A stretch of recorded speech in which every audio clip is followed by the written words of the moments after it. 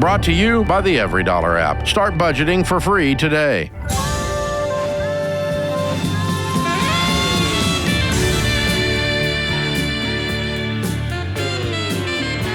Normal is broke and common sense is weird, so we're here to help you transform your life. From the Ramsey Network and the Fairwinds Credit Union Studio, this is The Ramsey Show. I'm Dave Ramsey, your host. Jade Warshaw, Ramsey personality, #1 best-selling author, is my co-host today. Jeff is in Tupelo, Mississippi. Hi, Jeff. How are you? I'm doing well. How about yourself, Dave? Better than I deserve. What's up? Yes, sir. So the question that I have is it okay for me to pause my debt snowball to buy a more reliable, bigger vehicle for my growing family? Tell us more about it. Tell us about the vehicle that you have now, and tell us about your growing family. Yes, ma'am. So the vehicle that I have now, it is a 5-seat SUV 2015 Volkswagen. I inherited it from my mom.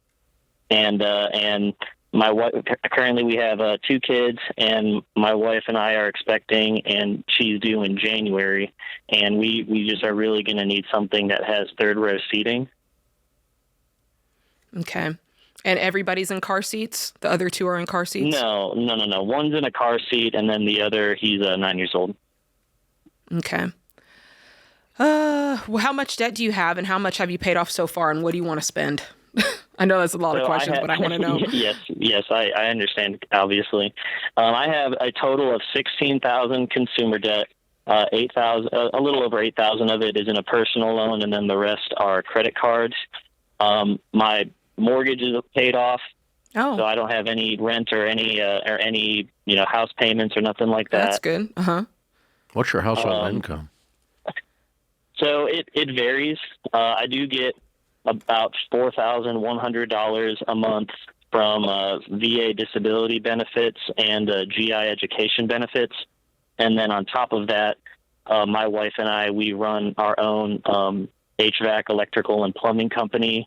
And I usually get anywhere, it goes from like $2,000 a month to upwards of, $8,000 a month. It just drastically varies. Okay. So, I get it. You're looking ahead, and you're feeling the stress of having another child coming. What's the Volkswagen worth? Private party, maybe about $7,000. So sell it and buy a $7,000 van. That's what I'm thinking. That doesn't require pausing the baby steps. Okay. Yeah. What we were looking at, I know you were looking at upgrade. My wife is. Yes, it's more my wife wants to get an upgrade. Yeah. What we were looking at was something in maybe like the 10 to 12,000 range. That's a little bit lower mileage, a little newer. I'll let you argue with the pregnant woman. I'm not going to. But Absolutely. No, I wouldn't do that. Okay. That's a pregnant woman talking that she wants a new car for a new baby. And no, you need to get yourself out of debt. You have a $7,000 car. If you want to trade for a different $7,000 car that has third row seating, well, you have now addressed the need, not the want. The other is a want. Okay. Yes, sir, I want a $35,000 Honda Odyssey, but I'm broke. Makes perfect sense. Yeah.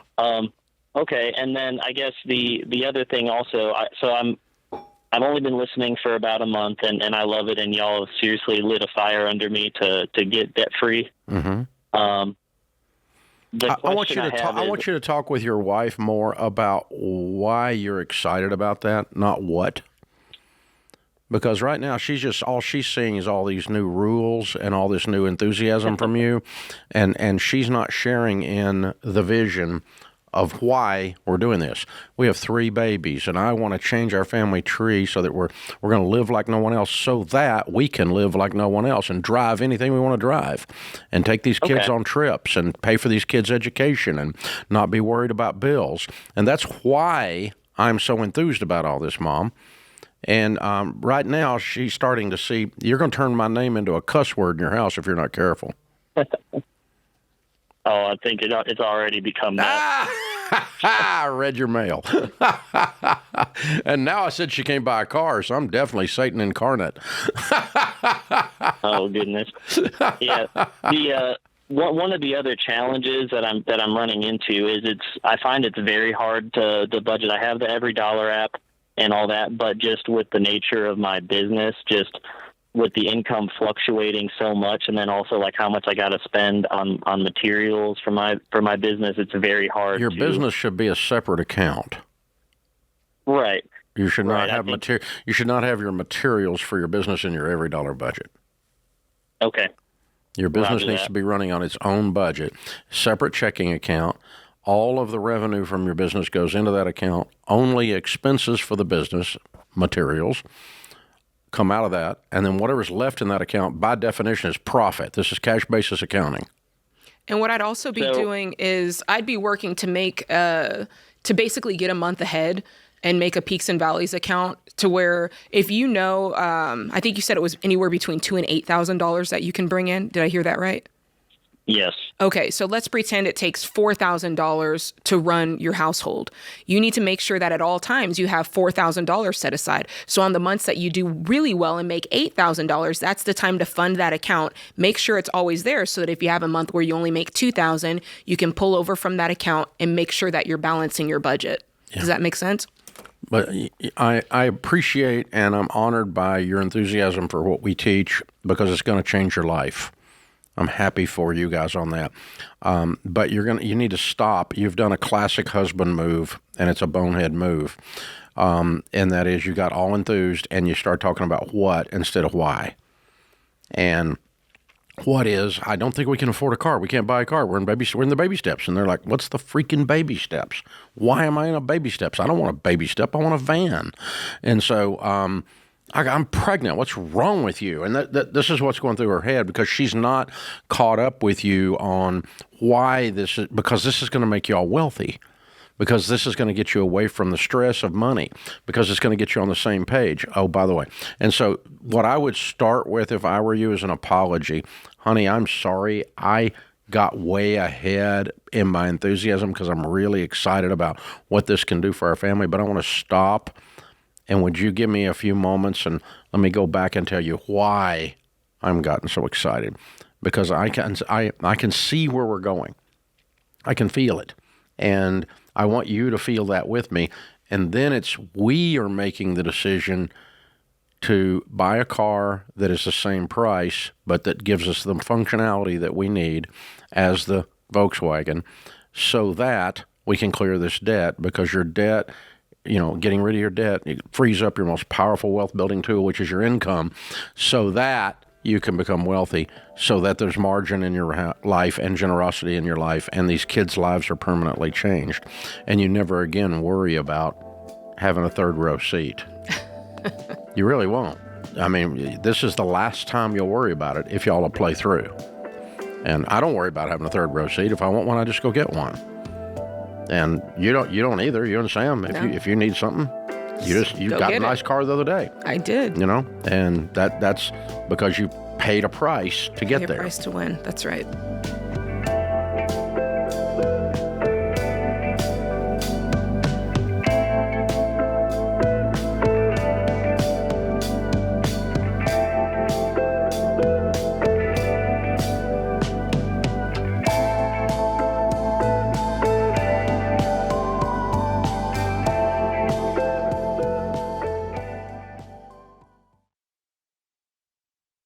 Hey guys, it's Rachel Cruz. When it comes to life insurance, most people fall into one of two camps: the ones who make a plan to protect their family, and the ones who hope everything will just work out. But hope isn't a financial plan. When you get married or have kids, your money decisions aren't just about you anymore. Your income helps keep the lights on, pay the mortgage, and put food on the table. And if something happens to you, will your family have protection or uncertainty? Well, at Ramsey, we recommend term life insurance that 10 to 12 times your income with a 15 to 20-year term for the years that your kids are at home and your mortgage is still being paid off. That's why Winston and I have our term life coverage through Xander Insurance. They're an independent broker who works for you, shopping all the top companies to find the most competitive prices on coverage you need. Get instant quotes online in just minutes at Xander.com or call 800-356-4282 to get your family protected with term life insurance. That's Xander.com or 800-356-4282.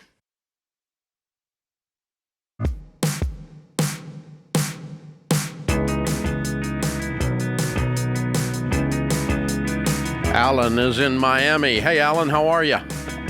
Hey, Dave, how are you? I'm doing well, thank you. Good. How can we help? Yeah, I had a question. Currently, I'm like 59 years old, and I work in the service industry as a server. So my money fluctuates all the time, and I'm worried about my retirement, that I'm going to be living on the street and, pushing a shopping basket around. So how can I work on saving money so that doesn't happen? I'm currently in BS2, so. Good. All right. So you're paying off some debt. How much debt have you got? I've got like $3,800 in credit card debt, and then I have my car loan. How much do you owe on your car? Which is 18. 18. All right. What do you make a year? 50K a year. Okay. All right. And how quick do you think you're going to have these two things paid off? The car loan is set to be paid off in 3 years.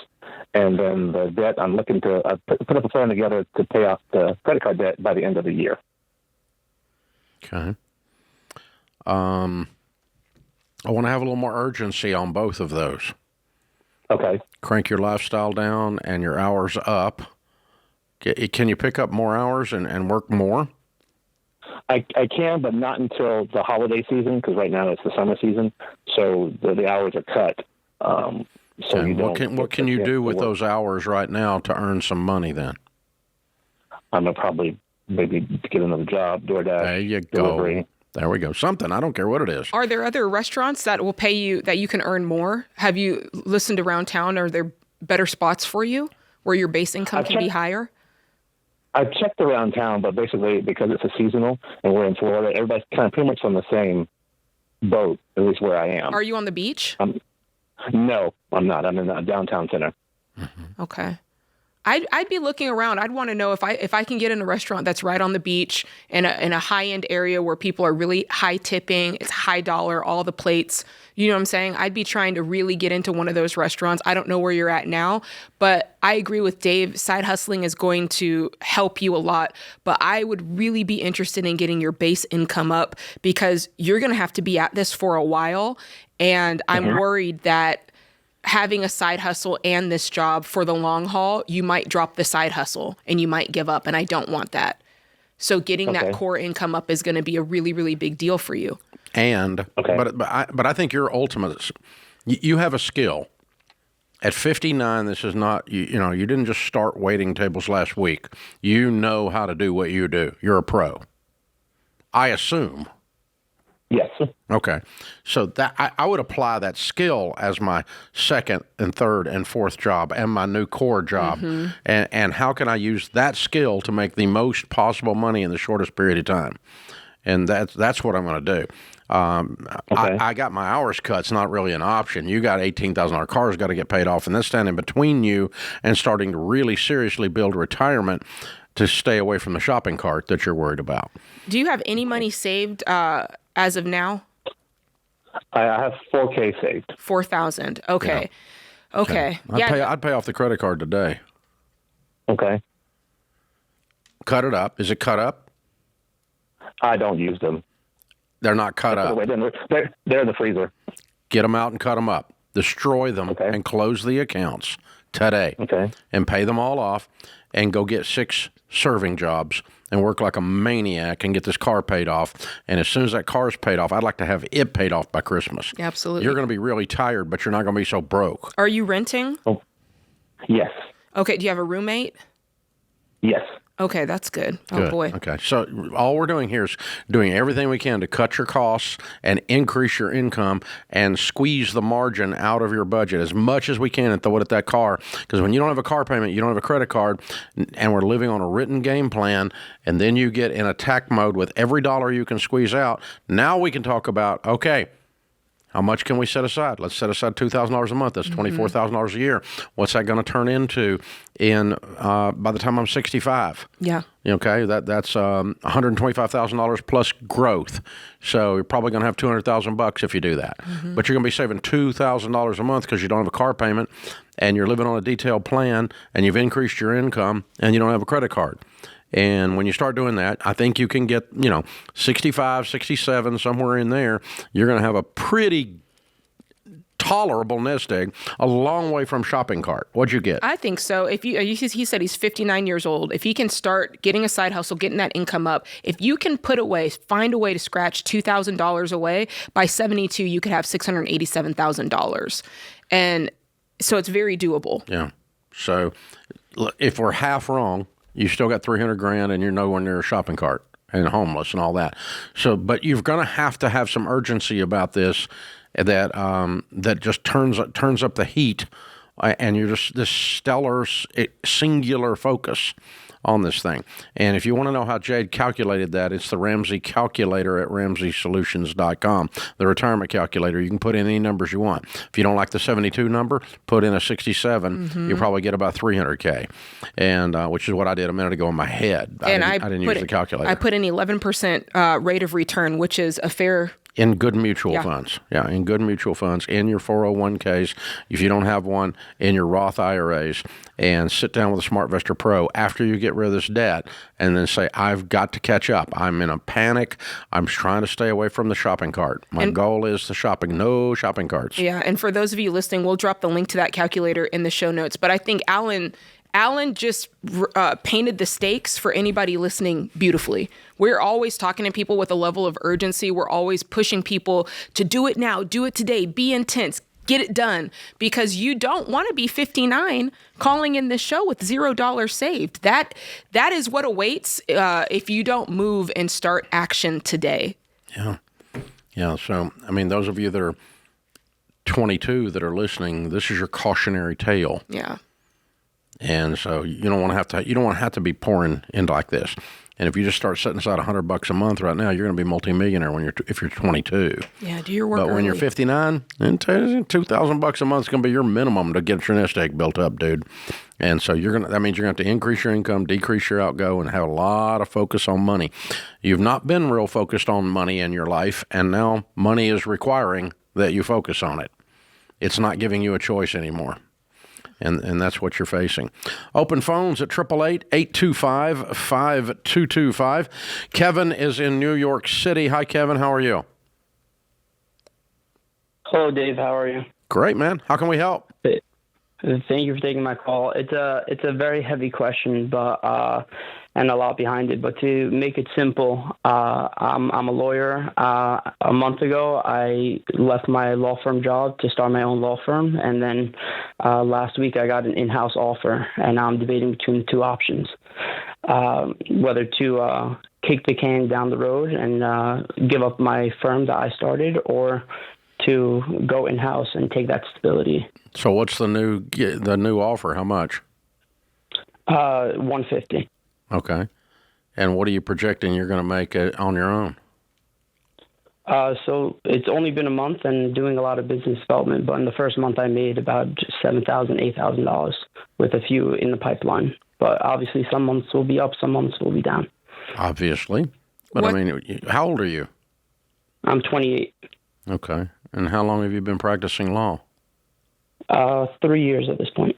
Okay. In your mind, what's the advantage of the in-house offer? Is it just, I know no matter what I'm making $150K, or is there an upside down the line that you don't think you can accomplish on your own? Yes. So there's no bonus. There's an equity component that they're giving. I'm not sure exactly how much that is. They won't disclose that. But really the stability.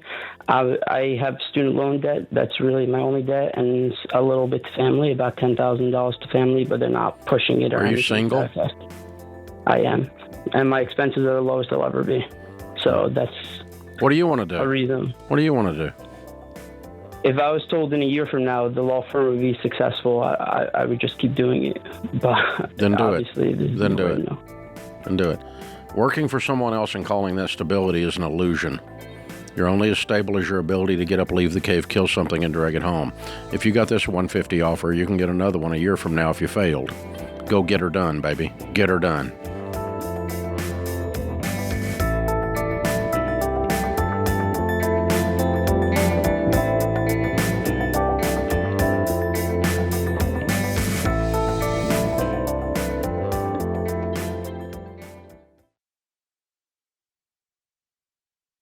This show is sponsored by BetterHelp.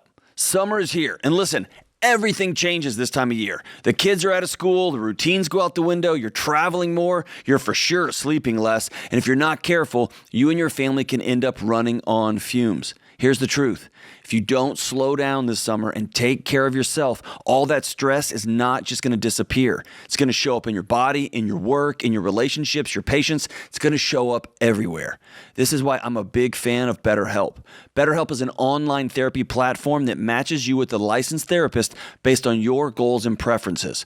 All of their therapists follow a strict code of conduct, and you can message your therapist or schedule sessions right in the BetterHelp app. If it's not the right fit, you can switch therapists at any time for no extra cost. Listen, you don't have to carry everything all by yourself this summer. Go to BetterHelp.com/Ramsey to get 10% off. That's BetterHelp, HELP.com/Ramsey.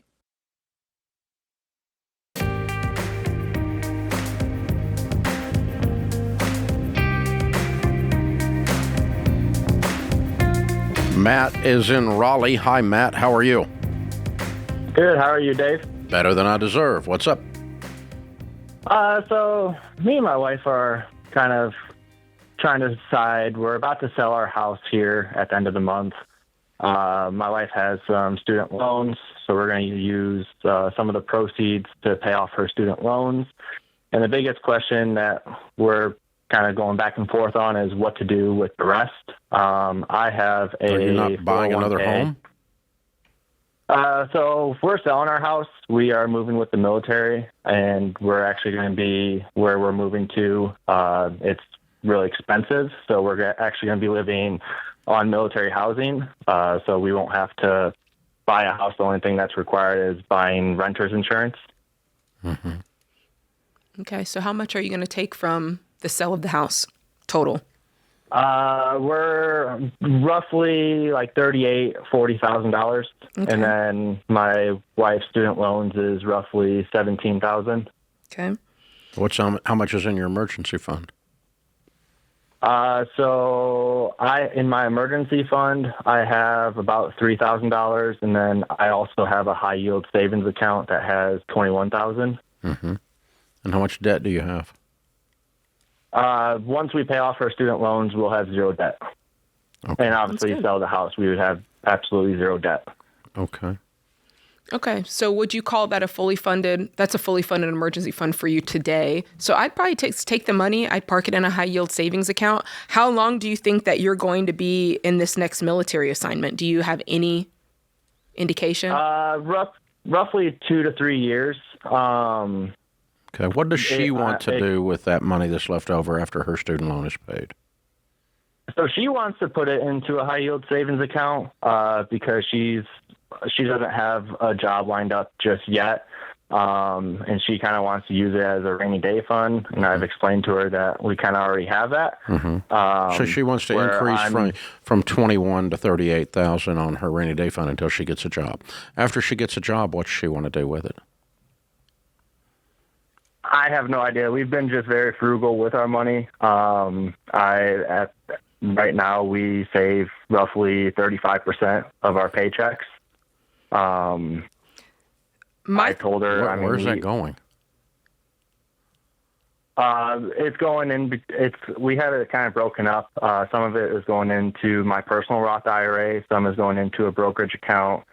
some is going into a custodial brokerage account for my daughter, and then some is going into a high-yield savings account. Okay. And so how much is in the brokerage account? The brokerage account has about $2,000. Okay. What's that for?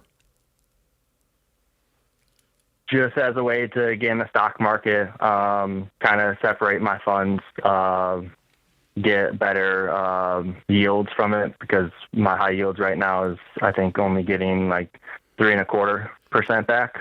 All right. So I think that you have I like your thoughtfulness on trying to do the best you can with this money. I actually think you're doing too much, and I think you can simplify it back a little bit. You've got what I would call a fully funded emergency fund for now. The next step in the process is what we call baby step 4, which is where you're investing 15% of your gross income, and you're investing it into growth stock mutual funds. And that would be, your TSP, Roth, C plan, and it would be your personal Roth IRAs, the two of you. And when those two get to 15%, beyond that, what I would be doing is using your brokerage account to put good mutual funds and start saving for your next house. Call it the house fund. Okay. So in my TSP, I do have part of that because the match is going traditional, and Always I have about is. 40,000. Yeah, I have about 40,000 of that. That's traditional. Yeah. Would you suggest using some of the house proceeds to convert that into a Roth? Because No. that's kind of where. No. Not today. Not today. You're too young. I mean, you'll get to that. By the time you get to it, you have a paid-for house, and it may be not 40,000. It might be 140,000, and you're going to pay taxes on all that when you move it over to Roth. But I wouldn't do that today. You spend a lot of time nerding out on all these plans, and you've really got to, and you've done a great job, by the way, because you're nerding out on all of it. You know it. You're when we ask you what's going on, you know exactly what you're doing, and I can hear why you're doing every bit of it. That's the only one I didn't understand was the little brokerage account, and now I do. It makes sense. So I'm going to rename that brokerage account House Fund, and I'm going to dump this money that we're talking about into that house fund as either now or as soon as Mom gets her new job, one of the two. And then I'm just going to all overage above 15%, no more than 15% of your income going into retirement. All overage above that from this point forward goes into that house fund. And then when you do either retire from the military or you land in a location where you're going to be a while and it's an affordable housing market and you're going to be there and you make some money on it, then you write a check and pay cash for a house at that point. And that's what we're aiming towards there. And I do that before I worry about converting the 40,000 traditional into Roth. And because that's your match over on the TSP. Make sure all your TSP's in a C right now. The other stuff is sucking wind. It's just horrible. All right, Chris is with us. Chris is in Fort Worth. Hi, Chris. How are you? Hey, I'm doing well. How are you? Good. How can we help? I'm not really sure. I have a couple questions. So I used to be in the corporate world, tech world, did that whole thing, and went and started selling roofs when I was like 28, 29. Been doing it. I'm 36 now. Started my own company for multiple reasons. Now that I actually know everything, I felt comfortable doing it. Went from on average like making about 160 to 200,000 a year to I think this year we could do around like 500 to 600. Way to go! Profit or gross? Thank you so much. Profit. Wow, you're killing it. Way to go. Yeah, we're very blessed. And we actually just became obedient to the Lord with our money very seriously as soon as we started our company, and he's taking care of us. So I guess my question is this. So I let a ton of IRS debt rack up. I didn't know what I was doing. I was a 1099. All of that is about to be paid off completely. Good. And we have it's going to be an amazing feeling. My wife is an angel and kind of helped me become disciplined around money because I was I'm an extremist. I kind of just. Well, you know how to sell and you've tried to outsell your stupidity. Yeah. Hey, man, I could not agree with that statement more. That's literally. And if it wasn't for my wife, I'd probably be living in an apartment. And, you're doing great. Sad. So proud of you. Thank you. So Yeah, thank you so much. So we own a home. We owe about $470,000 on it with a 6% interest rate. We own 2 cars. My truck I owe $52,000. Hers we probably owe like $44,000. Other than that, we have 0 debt. And how much cash we are have sitting about on? $290,000. How much do you owe the IRS? An investment account. 114, but that 290 was after I pay that off, so I have 114 ready to pay. Did you say it was in an investment account though? It's not liquid. The 290. It's about 100,000 of it is. The rest of it, honestly, like you said, I am actually pretty stupid. So I didn't say that. I said you tried to out earn your stupidity. That's different than being stupid. I've tried that too. Well, it means you're good at earning money, and it gives you an excuse to not deal with details. And now today you've grown up and decided we're going to deal with details. I'm proud of you.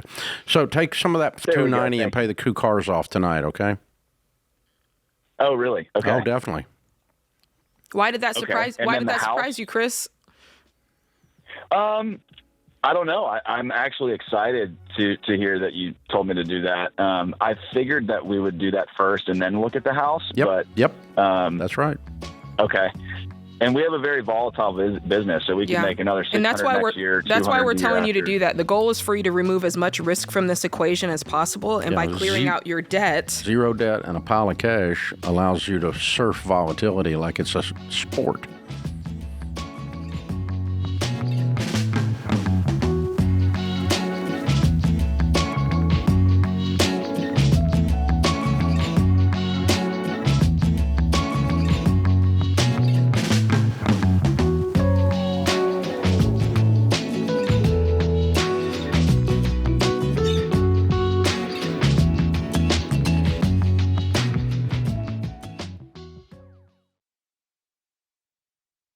You're getting ready to hit the road this summer. You want to feel confident your car is ready to go. But when you don't fully understand what's going on under the hood, it's easier to either ignore something important or spend money you didn't need to. Because, let's be honest, you're not a mechanic. And you shouldn't have to be. That's why we trust Christian Brothers Automotive, the official auto repair partner of The Ramsey Show. They bring clarity to car repairs and maintenance. With their digital vehicle inspections, you can actually see what your technician sees, understand what needs attention now and what can wait, so you can make wise decisions without second guessing. Listen, when you're counting on your car to get you where you need to be, you don't want uncertainty. You want confidence. And Christian Brothers stands behind their work with the nice difference warranty. 3 years or 36,000 miles, whichever benefits you more. Go to cbac.com/Ramsey to schedule your service and get 10% off your visit. That's cbac.com/Ramsey. 10% off, up to a $250 value. See store for details.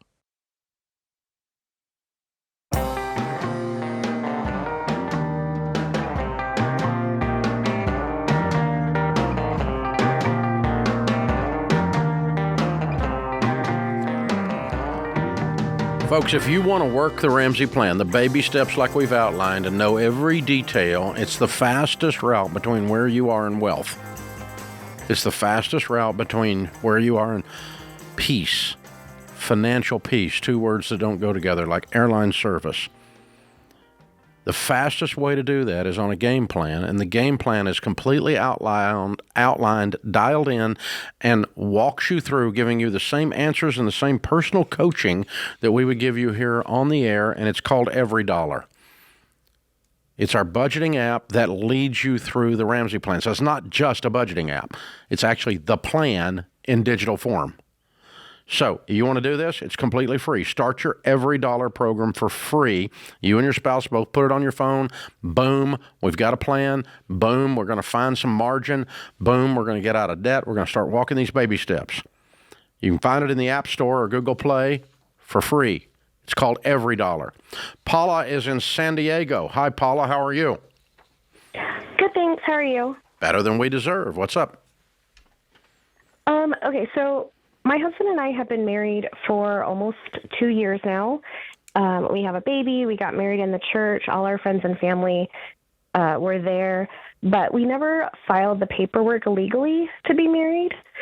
And that's for a few reasons. One is I was in a previous marriage, and it would have to, my child support would be reevaluated. And then secondly is because I was defaulting on a credit card at the time. It was a whole, mess. And I really didn't want to mess up my current husband's credit and his chances of, us ever buying a house or something like that. I just was wondering your thoughts. I know you're all about, getting married, and we work together with money. I'm just wondering what your thoughts are. So it's been 2 years. Did you clean up these things? No, the judgment's still out there. At the time, before I met my current husband, my lawyer said that I'm judgment proof, and she said just don't even worry about it. Don't answer if they call or anything like that. What's the balance on this credit card? Well, it was $38, I think, when $3,800. No, $38,000, and then now I think it's at they're trying to collect $45,000. I called and made them an offer of $15 because I got a settlement. Oh, good. And they didn't take that. Mm-hmm. So you had one conversation and they didn't settle. Shocking. No, you have to negotiate and argue. That's not one conversation and whoops, they didn't take it. So you're sitting on some cash to settle this with. No, my husband and I put it towards his debt. Oh, how much does he have? Now he's down to about $30,000. Okay, let's go back to your initial question. I would not wait to get married. I think that at the core of marriage, when you do marry somebody, you're taking all of them and they're taking all of you, and that includes all the baggage that comes with you. And I think it's going to simplify all of this when you guys can get on the same page and start attacking this together instead of letting technicalities get between you. So I would go down to the courthouse and file the marriage license, sign it. Yeah. And then let's lay out a game plan to clean this up. And so he has $30,000 in debt, and you have $38,000 worth of bad debt that you can probably settle for something. Who's that owed to, that credit card? It was Chase. Now it's at some lawyer firm. Perfect. That means somebody bought it for pennies on the dollar. Now you can settle it. Did they give you an amount? Did they say we won't settle it for 15, but we'll settle it for X amount? Did they give you another offer? Yeah, 38. Oh, okay. Well, that's not an we'll bring offer. it down from the 45. That was all the extra. Then to Dave's point, that's all crap. So what are you working outside the home? No, I've got 4 kids. Okay. And what does he make? He makes about $3,000 a month. Why? And I bring in $1,800 from child support. Mm-hmm. What does he do for $3,000 a month in San Diego, California? Technical support. Not much. No, it's really not. Do you have to stay in San Diego because of the custody? Yeah, we share custody. Okay.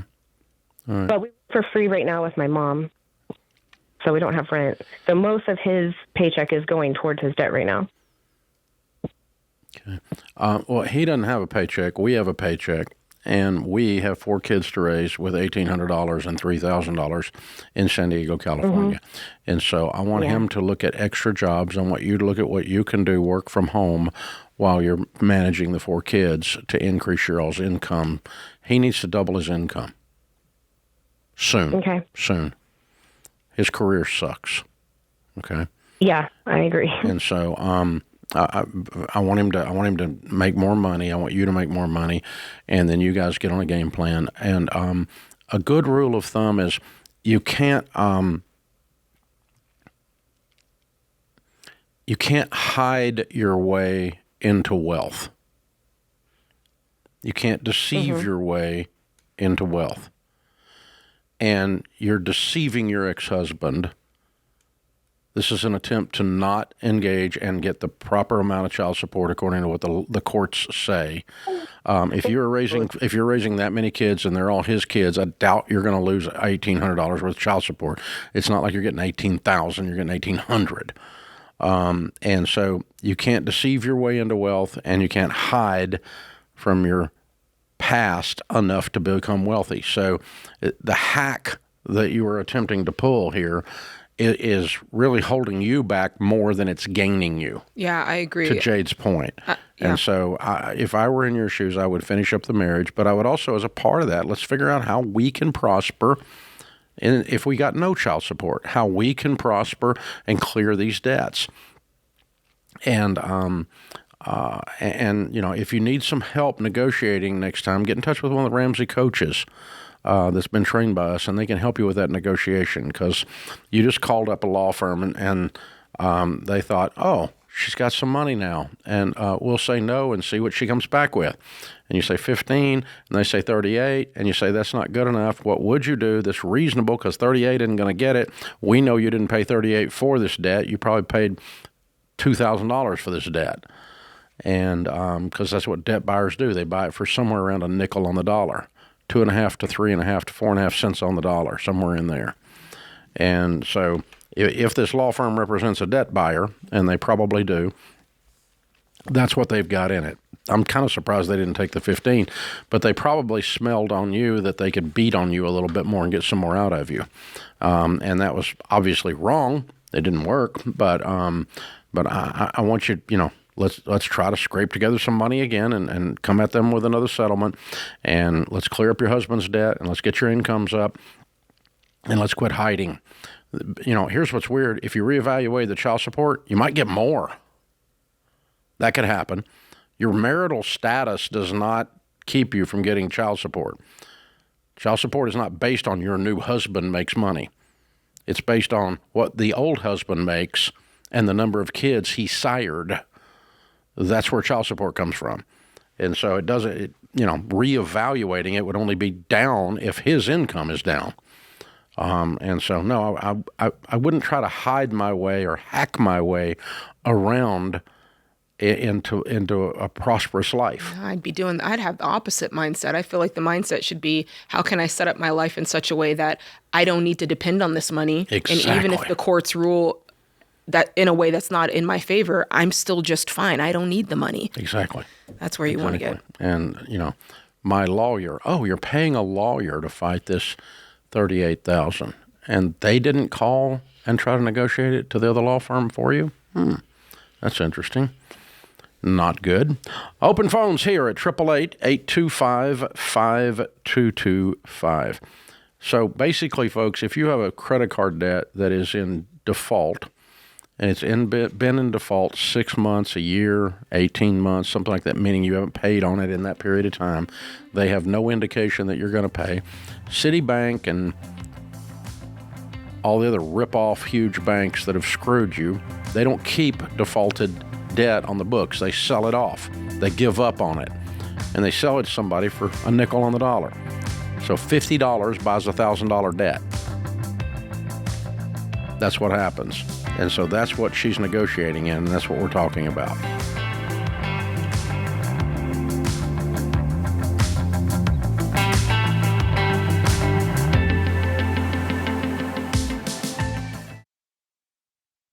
If you run a business, you already know this. Bad information leads to bad decisions. And right now, AI is everywhere. But AI is only as good as the data behind it. The best AI is built on the best data. That's why I recommend NetSuite. NetSuite is the #1 AI cloud ERP, and more than 43,000 businesses run on it, including us here at Ramsey Solutions. Their AI isn't bolted on, it's built in. And it connects everything that runs your business. Accounting, inventory, customer data, all in one place. Because when your numbers are connected, AI actually works like it's supposed to. NetSuite's AI helps flag cash flow problems, spot inventory issues, close your books faster, and cut down on manual reporting. If your revenue is at least 7 figures, go to netsuite.com/Ramsey for a free product tour. That's netsuite.com/Ramsey.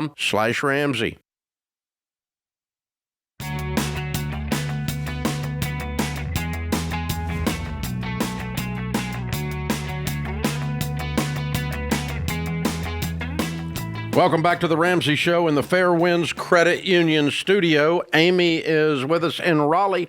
Hi, Amy. How are you? I'm good. How are you guys doing? Better than we deserve. What's up? Yeah, so I have kind of a twofold question. I'm just wondering if you could give me advice. I feel a little bit financially behind. So I kind of want to go through that and just see if you have any general advice. And then also I just have a few questions on how to approach first-time home buying. Okay, we're going to have to pick one, and we can't do a full counseling session. Okay, well, let's do... What is the main thing you need to know today? I think that I just want to kind of give you an overview and see if you can kind of decide where are areas where we could be improving. Yeah, we can do that. Tell us why you feel financially behind. Yeah, so my husband and I are 30. We've been married for 8 years. We have 2 kids, 2 and 5. He actually stays home full-time with the kids, and I work full-time. So we're kind of working with one income, and I just feel like at this point we should have more saved. How much do you have saved? Yeah, so right now I have about $60K in retirement, and then we have about $35K in a high-yield savings account. We have no debt at all. Your home is paid for? What'd you say? Your home is paid for? No, we rent. We don't. Yeah, we don't own. Okay. Yeah. Okay. So we rent our home. That's probably why you feel behind is because you're renters? Yes. Okay. I would say that that's probably the number one piece. Yeah. All right. I don't think you're as behind as you think and feel. You don't have any debt, which is wonderful. You've got an emergency fund. That's excellent. And you've started retiring. You've started funding your retirement. That's baby step 4. And so I think that's great. I think the only missing piece to your equation or of what you think is next is, okay, how do we get into a home? And it's just going a little slower than you feel like it should be going. Am I right? Right. And I mean, obviously we've made the choice to have one income and I wouldn't change that. Like, I think that has been great for our family. What is the income? So I make $155 pre-tax. And that is split between 70% base and 30% commission. What do you bring home every month? So we bring home after retirement health insurance about $660, so $6,600. Okay, and how much of that is margin? After you've done all of those things you need to do, what's the amount that you're like, okay, we can do whatever we want with this money? Yes, so after we pay all of our just regular occurring expenses, we have about $2,757 left over after all of our bills. Yeah, that's not counting commissions, though. That's correct. So the way that we approach it is because my commission is monthly and it's kind of volatile, we just put all of that in high yield. So we put that in savings and we live only off my base pay. Yeah, okay. Okay, well, that's so good. So $6,600 is not your real take-home pay. It can't be. Okay, it's just take-home pay on your base. Yeah, that's just the base. Mm-hmm, yeah. That's correct. Okay, so if you continue saving... $2,000 plus commissions are going in high yield for your down payment on your house, right? You're not behind. You're doing great. Yeah, if you continue saving at that rate, what do you have at the end of the year? Yeah. You got rid of her? I mean, she's going to be $2,000 is $24,000 a year plus commissions, and she's making $155, so she's got another $3,000 or $4,000 average a month. So she's going to put $50,000 away. So all you've got to do is look out at the housing market, look at what it is that you guys think you want, and do the math backwards. Work backwards and say, okay, what must be true? How much do we have to save in order for this house to be no more than 25% of our take home on a 15-year fixed rate? And then you're running it back and say, okay, we'll be there in 3 years, or we'll be there in 2 years. Yeah, you're going to be there in 2. That's what it sounds like. And you stay out of debt, you have your emergency fund, and you can decide, I'm not putting more money in retirement today because I'm going to put it all on this house down payment, or I am going to put some on retirement today, and that's going to kick the can down the road a little bit further on when we're able to buy the house. Either one of those answers is fine, but you're not behind. You're not, and more people are buying homes in their 40s, and I think that just opens a bigger conversation on just comparison and making sure that you're running your race and you're not comparing everything that you do to TikTok and Instagram and the other people at work and what your friends are doing. Your race is your race to run, and you don't have any apologies to make for that. When you read out your numbers, I thought it was excellent. I thought this person is doing what they have to do. Another person is going to call in and they're going to be 30 years old and it's going to look totally different for them. But as long as you're taking the next right steps for you, you have something to feel good about. Yeah, where you're moving towards, you're going to own a home in the next 3 to 5 years. That's a conservative, good purchase. And then you'll start and continue putting 15% of your 155 away. By the way, it's going to increase over time.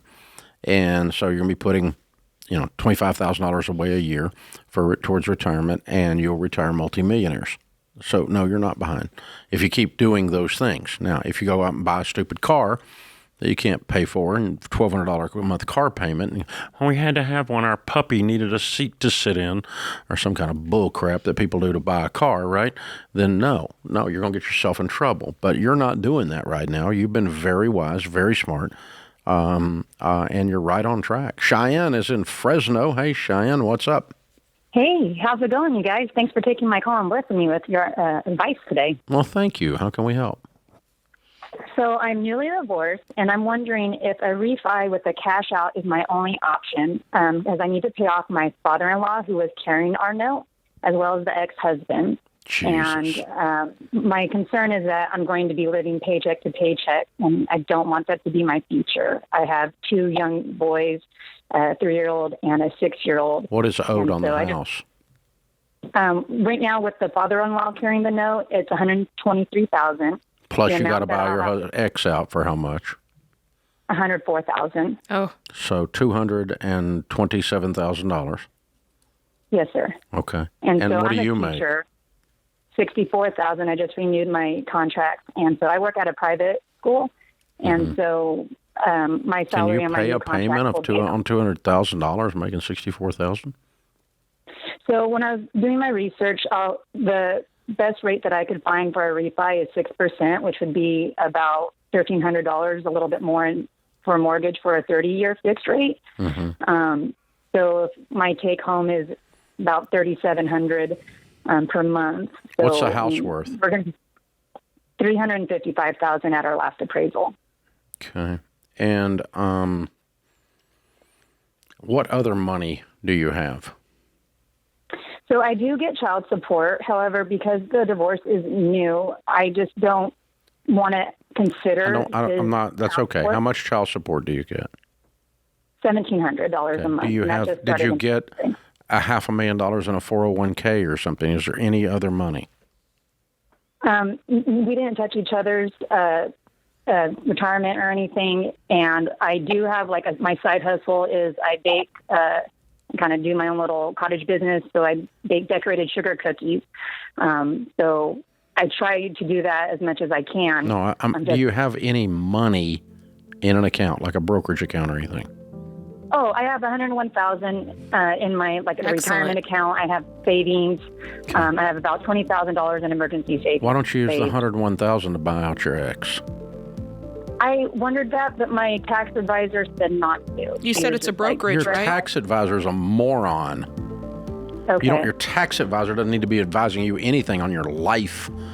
You've got kids and a father-in-law in your ear and an ex trying to figure, and now you're going to go borrow money because your idiot tax advisor told you. No, absolutely not.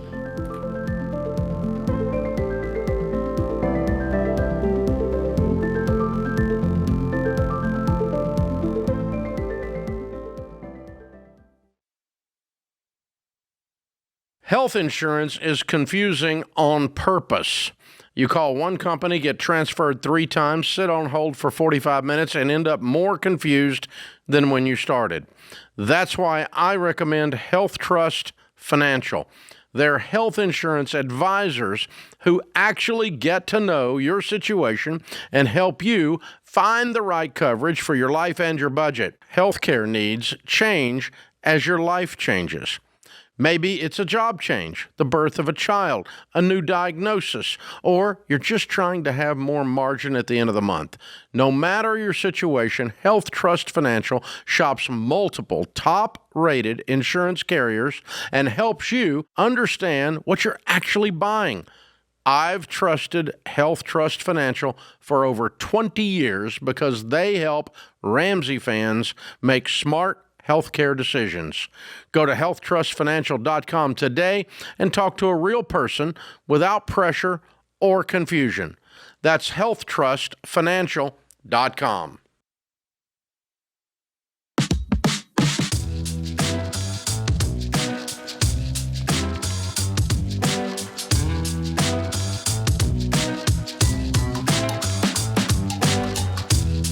The Ramsey Show question of the day is brought to you by Why Refi. If you've fallen behind on your private student loans and don't know where to turn, Why Refi works with borrowers other lenders won't, and it helps explore low fixed rate refinancing options. Go to yrefi.com/Ramsey. That's the letter Y, REFY.com/Ramsey. Might not be in all states. Okay, today's question comes from Carmen in Virginia. She says, my husband and I are on baby step 6 and have a question about paying off our home. Should this still be our focus, even though we are sure this isn't our forever home? Or should we be saving up more to put down along with our current equity on the right one when it comes along? Okay, so for anybody listening, baby step 6 is the baby step that you do in tandem with 4 and 5. 4 is you invest in your retirement. 5 is you put towards kids' college. And 6 is you put any extra money towards the house, if you were wondering. And, if she told me we know exactly the house, that we have our eye on, it's just we need a little bit more time, I might have a different feeling about it. But you don't even have your eye on a property. I think it's just something that's living in your mind as an option. And until then, I would put the money on the current home because... Yeah. Here's what's interesting. The way she phrases it, she feels like if she puts it on the current home, it's like she's going to lose it or something. Yeah. If you pay down your mortgage, it increases your equity. And when you sell your house, you get a bigger check. So it's just a savings account. Your equity is a savings account. When you pay down your mortgage, you're putting money into a house. It's just hard to cash out of. Yeah. You can't just go down to the bank and take an ATM withdrawal on your savings. But, it's forced savings. And the beautiful thing about paying down on your home, instead of stacking it over in a high-yield savings to use as a down payment later, it doesn't accidentally buy a bass boat. Right. That health savings account, those high-yield savings accounts sometimes, we went a little over on Christmas. Oh, that cruise, it just came available, and I've always wanted to go. And I don't have the money, so I'm going to use the down payment money for the next house on that. That doesn't happen if you pay down on your house. So it's forced savings. It's trapped savings. It's not lost money. No, you do not put money in a high-yield savings account to the side for a future down payment when you already own a home with a mortgage. No, you pay down the mortgage instead every stinking time because it traps you and it makes you behave. Protects you from your biggest problem, which is you. Protects me from my biggest problem, which is me. Jenny's in Denver. Hey, Jenny, what's up? Hi, thank you for having me today. Sure. How can we help? My husband is a mortgage loan officer, has been coming up on 3 years, and what he is bringing home isn't covering our bills. We have prayed about it a lot, and we were wondering what you would do in our position. He could go back to being a police officer. When he was there, he made about $118 to $120 a year.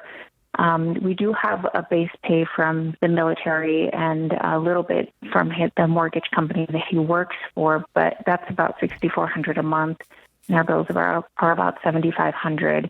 What are your bills? We don't have any debt, and we have home, insurance. How much is your home mortgage? Things it's $2,300. Okay. Well, that's not $7,500. Where's the other $5,000 going? I feel like we are pouring some into his business, doing, trying to market things. We have a couple of kids. Our cars are paid for, gas, groceries, that sort of thing. So you don't know where it's going? We do have a budget. We've Apparently been budgeting not. for a You long can't tell me where the $5,000 is going. Sure. I do think that part of it is, I'm not sure. I think our gas and groceries, that's a lot of it. No, it's not. That's not $5,000. Sure. I agree. Okay. Sorry, so you guys don't have a budget you don't have a budget that the two of you have agreed to and that we stick to and that we live on every single month. You have a general idea of where you think the money's going, but right now we can't figure that out, right? Well, no, I do the every dollar budget. I do it monthly. We both look at it. Get it out and tell me where the $5,000 every went. week.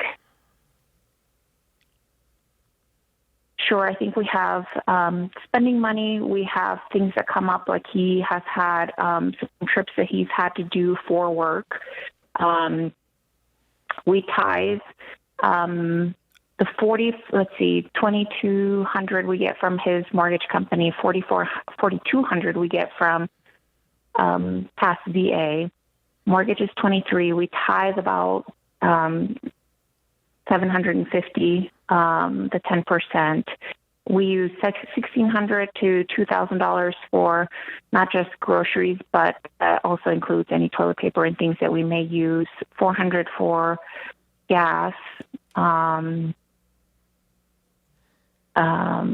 I can't think of anything else. I mean, I can pull it up if you truly want me to. So my question is, okay, so you're home with the kids. How many kids are there? 2. Okay, and their ages? 14 and 9. Okay. I think that I love that he's looking at ways to get his income up. I think you can do more to contribute too. That's where I see your biggest opportunity. If you told me you had littles, it would be a little tougher. Not that you couldn't do it, but it would be very tough. But with a 14 and a 9-year-old, I actually think, I know I'm not wrong, that you've got some time that you can put into this and close that gap, because it's not a big gap. It's $1,000 gap. And I think that's exactly where you fit into this equation.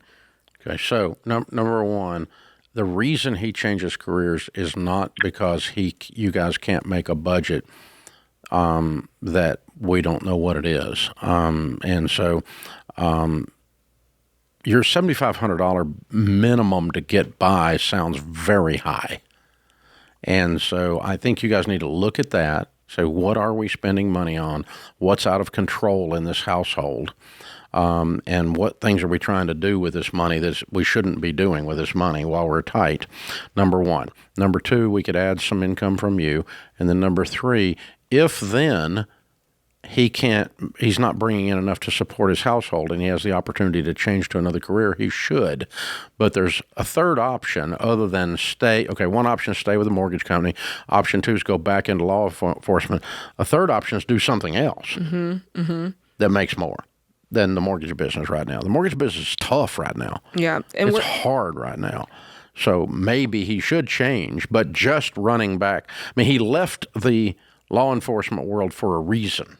Yeah. What reason was that? And that reason is probably reason enough not to go back to it. So I might go to something else, but does your husband need to take a career that will support the household? The answer is yes. Do you need to do some things to add to the household? The answer is yes. Do we need to look at this budget and figure out why it takes us $7,500 to exist? That's high. Okay? When things are tight. Now, that's, but you act like that's a template, that's a... I think it's what they were used to when he was doing law enforcement. That's what you guys were used to. I'm talking about why when acting like we can't make ends meet. Well, that doesn't make sense. Yeah. Well, your mortgage was a little high to begin with. Even on the $7,100 a month, it was a little high. So now it's really cutting into your margin in a major way. Yeah. So yes, he does need to consider changing careers. But not necessarily go back to where he was, but maybe go to the third option, which is something new. Yes, you do need to consider having a career. And yes, you all need to go back over this budget together and figure out what we have called a need that is actually a want. Yeah. And figure out where in the world this money's going. I agree.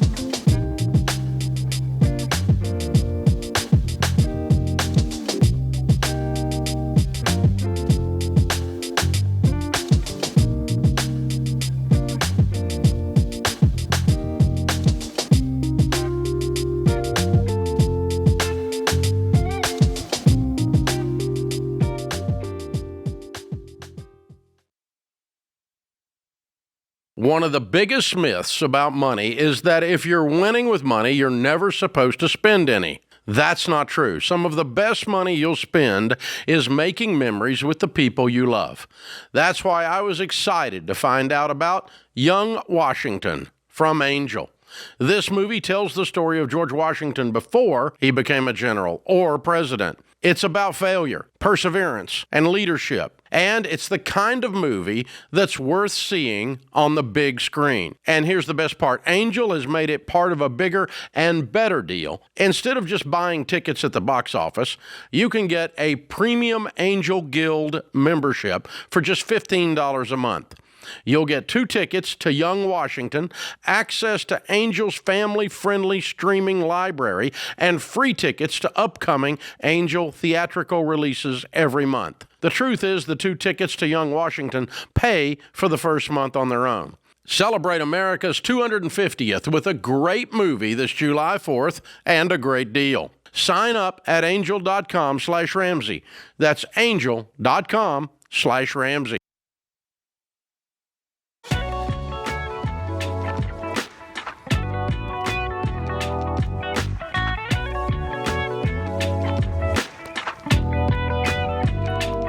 Investing can be confusing, and people have always asked, Dave, what is your personal playbook? How do you do real estate deals? How do you choose your mutual funds and so on? Well, 2 years ago, for the first time ever, we decided to unpack that playbook. We called it Investing Essentials. It was done as a 2-night virtual event with me and George Camel, talking about investing and going through my playbook and also going through several buckets of other types of investments that I don't do and why I don't do them. That's pretty cool. Well, we've only done that 2 times. We're getting ready to do it for the 3rd time. We're changing some of the content if you've watched the other ones. And now we're going to add some stuff on will planning, estate planning, reducing taxes, and some stuff on building a lasting legacy as well. So, which is part of my playbook. I do all of those. And so this year, going to be new content in there. It's going to be September 1st and 2nd, a 2-night virtual event. Investing Essentials. Tickets start at $199. Get yours at RamseySolutions.com or click the notes in the show, or click the link in the show notes if you're listening on podcast or YouTube. Matt is in Knoxville. Hi, Matt. How are you? I'm doing good, bud. Thanks for getting back in touch with me. I had a quick question on if you have equity in your home, using that equity to pay off your other debt, so it's all consolidated into one thing, into one loan. And if it's a bad idea, can you tell me why? No one else can. Okay, it's a bad idea. And the only time we suggest you do that is if you're on the edge of bankruptcy, and it's the only way to keep from filing bankruptcy, and you're not. So it's a bad idea. Now, why is it a bad idea? Well, in 35, almost 40 years of doing this, of coaching families on money, what we have discovered, including my house with me and Sharon, is that personal finance is 80% behavior. It's only 20% head knowledge. So math is most of the time not our problem. Most of the time it's our behaviors. And the data tells us, the research tells us, that 88% of the time that you take your debts, your miscellaneous debts, your student loans, your credit cards, your car loan, some medical bills, whatever it is piled up, and we move them over to a home equity loan, we no longer feel the pinch of all those bills piling up, and we don't change our habits, and 9 out of 10, 88% of the time, people run up more debt because they didn't fix the habits that caused the debt in the first place. So, how much debt have you got? Let's see if we can figure out a way to get you out without doing that. Well, as of right now, I have $80,000 left to pay on my house, and I got my wife's car that's $25,000, and then one car's paid off with my work car, and then my truck only has $2,000 left on it. Everything else has been paid off: credit cards, personal loans. So the only thing we're talking about rolling is these 2 cars. Yeah, it'd be $27,000. Yeah, and how much? What do y'all make? How much have you paid off so far? As of right now, we make $80,000. My wife's still in doctorate school. She'll graduate next year. And doctorate in what? What was your other?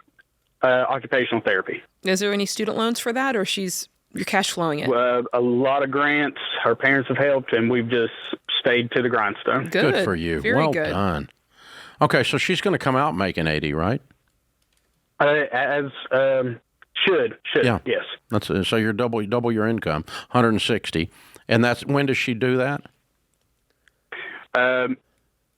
She probably in about 2 years, because we want to have our second kid after she graduates, and didn't want to have to go into work and have just a newborn right off. Okay, I got you. Out of college. All right, and so and you make 80. Okay, all right. Well, you can do a couple of things here. But what I would do is simply get on the Every Dollar Budget, and the two of you sit down and say, all right, we have a plan. The plan is for her to graduate, have the second child, and then begin work. And so encompassed in that plan is that we also need to clean off this $27,000 in debt, which is $2,000 a month for 26 months. Okay? No, it's not. Mm-hmm. No, it's not. It's $2,000 a month for 12 months. Okay, yeah, okay. Yeah. And so I was figuring it up in my head. No, it's okay, wait a minute. 13 months. 13 months gets you out. 14 months, whatever. All right, so $2,000 a month we need to put on this debt, and we'll be done in 14 months. If we're not willing to cut our lifestyle enough to do that, and you pick up a little extra work, maybe she picks up some side hustle, I don't know, whatever it is, maybe we sell something else. You have money in savings? Approximately right now, $5,000. Well, that was before we put it all towards the truck that we was doing. Yeah. The snowball effect, we put everything towards my truck. It was a $19,000 last year, or a year and a half ago. Okay, so you've been working on this. How much debt have y'all reduced so far? Round about 35, about $30,000. We. How long did that take? 2 years. Okay. All right. So 14 months to do 27,000 is not too far off. All right. So you're already living like that. You're already living like this. Well, and before this, up until this year, I was only making $45,000. So okay. I got a big. Okay, so you got a huge increase, and so we're going to live on nothing, finish her school, and get these cars paid off, or we're going to sell that stupid $25,000 car. That's what I would do, because when I'm looking at this, I'm going, okay, you just told us you used to make $45,000. You're already up against the rule of it being more than $50,000, more than 50% of your take home at 80, because she's not making the other 80 yet. So if I were in your shoes, I'd actually sell the $25,000 one now and go down in car and get you something that is more reasonable for what you're earning today. And then when she starts making 160 2 years from now, then you can upgrade your vehicles. Your household income goes to 260. Yeah. You upgrade your income. Yeah, that's probably the best thing. If you're unwilling to do that, you're going to have to sacrifice hard for the next 14 months and stay on a beans and rice schedule to clear these off. You cannot borrow your way out of debt. You're tired of hustling and grinding and pushing this debt monster, and you called us looking for an easy way out with a HELOC, and it does not get you out. It just moves it, and it keeps you from addressing the issue, and the issue is you really bought a car you shouldn't have bought. But if you're going to keep that car now, and it's not horrible, it's just bad, okay?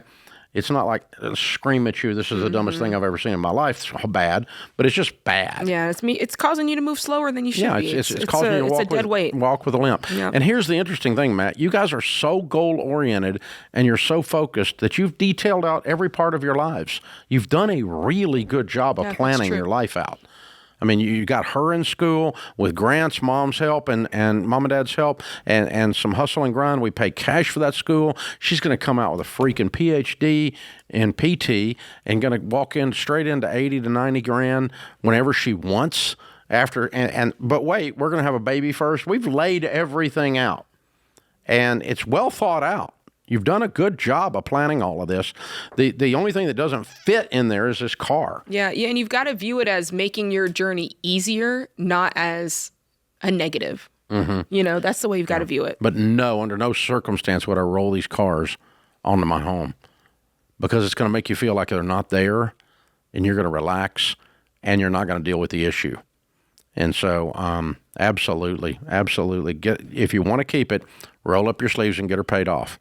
Otherwise, let's dump it and get the other two cars paid off. And you got your old truck. She's got a smaller car, a less expensive car, and we're fine. She's a student. She's not a PT. She's a student. We're driving a $25,000 car.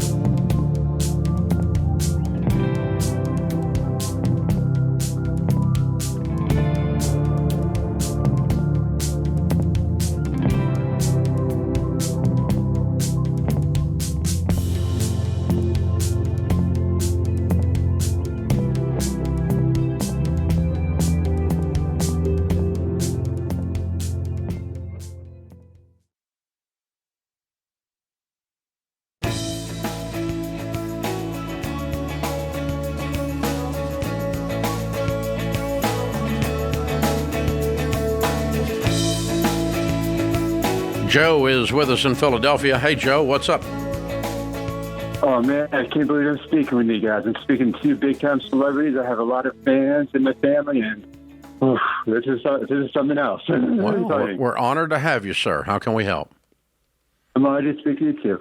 I want your blessing on this. If you think it's a good idea to pay off the mortgage that I'm still on, but my ex-wife and my kids still live in the house. I no longer live there. And this would be as a surprise. Wow. That's an unusual thing to do. Would you agree? Not many people call me up and want to bless the ex-wife. Well, she's an awesome woman, and she is the mother of my kids. Wow. Yes. I really want a slow clap right now. Like that. I'm not going to lie. Well, I'm going to get there first. I know I think this is a great idea, but Joe, you got to do this. You got to deliver on this. You can't just dream it up. Are you financially able to do this? Tell us about your money. I think I'm going to pull in about $200K. I work multiple jobs, so it's hard to get an exact figure. But I am, starting to get on the Ramsey plan, paying off my debt, piling up a big, trying to pile up a emergency fund, and then the last part of that will be saving up a slush fund to do this transaction. Okay, and what's owed on the home? It's $77,000. I believe by the time next year when I pay it off, it'll be around $65,000. Mm-hmm. Okay. And how much debt? So let's calculate your journey. So you've still got debt to pay off on your own. How much do you still have to go? About $20,000, but I will be done with that in about 2 months. Okay. And then how long will it take you to save up 3 to 6 months of expenses? I am shooting for an arbitrary number that should do it around $60K. Okay. And that, I think, will take around 7 or 8. Okay. Okay. And how old are you? 43. And how much do you have in retirement today? I have over $500,000. I have a net worth about $1.2 million. Okay. And so $500,000 in retirement. Where's the other $1 million? Well, I have, I'm sorry, I should cut that down to about $950 because of some of that is the value of the house. I forgot to split it when doing that. I also have my own Roth. I have kids for 529 plan, and have some other investments baked in there too. Do you have real estate? Tell me about the other investments. Oh, it's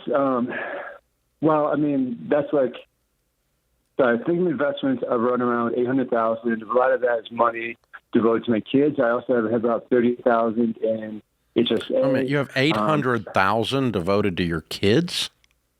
No, total investments. Okay, investments in what? Oh, 529 plans, like for the market. I have a $200 No, you don't have 800,000 and 529 plans. That's not true. No. I'm talking about my net worth.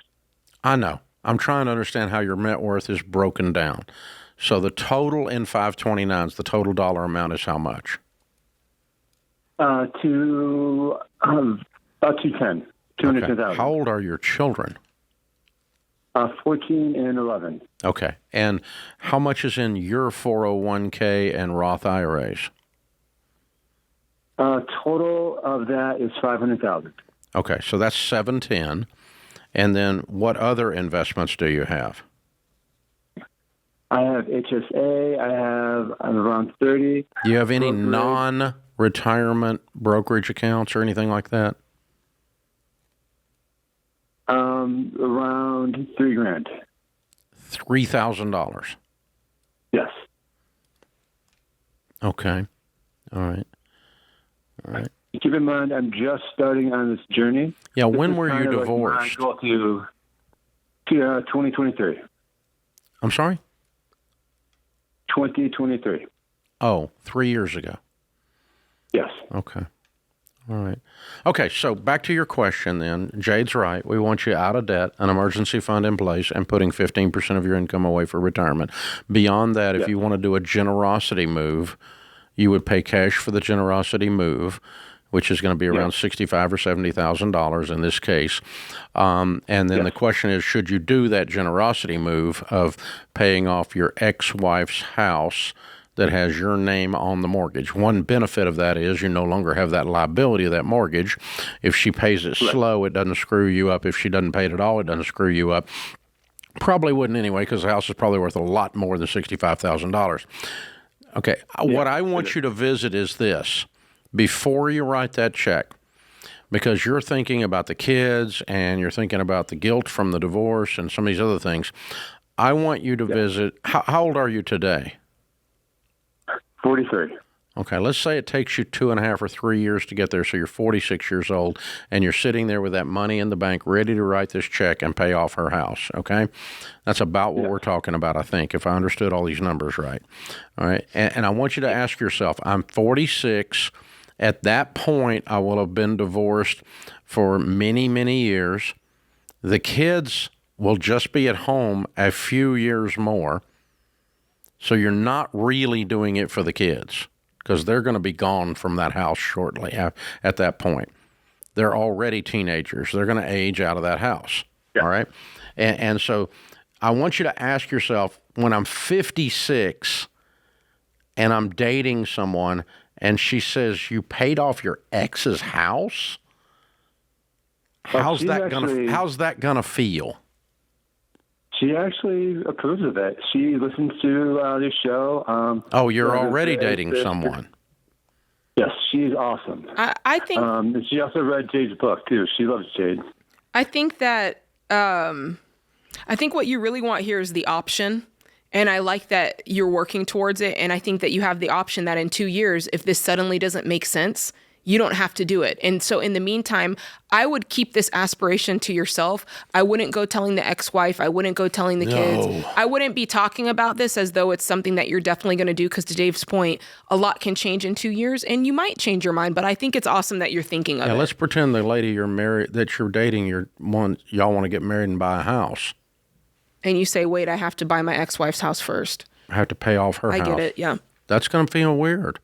So I'm not saying it's a dumb idea. I'm not saying you're not going to do it. It's unusual enough, and I think it sounds like you're thinking about this only in the moment, and you haven't visited the 10-year from now version of yourself and ask that version of yourself, is this really something I should be doing? I wonder if there's, and we didn't ask him, but I almost think of it almost like a bankruptcy. If you feel like you owed someone something and it was absolved, it got absolved and it was fair in the divorce, but you still feel like there's something that you owe. Yeah. I wonder if there's something there that he just feels like he needs to. Be real careful with those kind of motivations, because they don't age well. That's what I'm talking about. So, especially if it means you can't do something else that is in the present. because this money is being written into the past. It's not being written into the future, and it's not being written into the present. It's just money going to the past, which is not the end of the world. It's not the end of the world. You can do that. It's your money. You have that right. It's not immoral. It's not a horrible thing. It doesn't make you a saint. It doesn't make you a sinner. It doesn't make you any of that. It's just a guy that felt like that's something he wanted to do, and it's his money. So if that's what you want to do with it, that's fine. But I can't say I would. I'm not going to tell you I don't recommend it. I'm not going to tell you I do recommend it. Yeah. I want you to get in financial shape to do it, and I want you to think about what this means that you can't do and what this is going to sound like in your head a decade later. And if it still sounds good and you still think you want to do it, then fine. Write a check.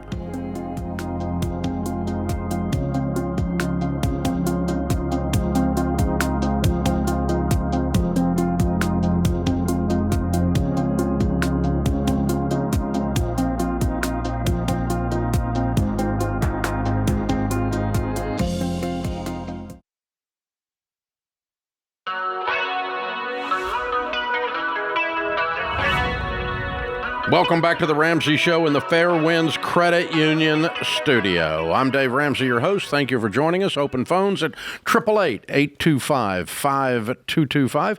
Jade Warshaw, Ramsey Personality, is my co-host today. John is in Raleigh, North Carolina. Hi, John. How are you? I'm doing well. How about you, Dad? Better than I deserve. What's up? Yeah, so just a little bit about myself. I'm a financial advisor, in large part because of listening to your show for years and seeing how you all help people with their money and wanting to be able to do the same. More recently, also, I've stepped into a leadership position with my church as an elder. And what I've noticed as I've become more educated and learned a lot more about, different financial products and solutions, is, I've developed opinions on and, of course, follow you.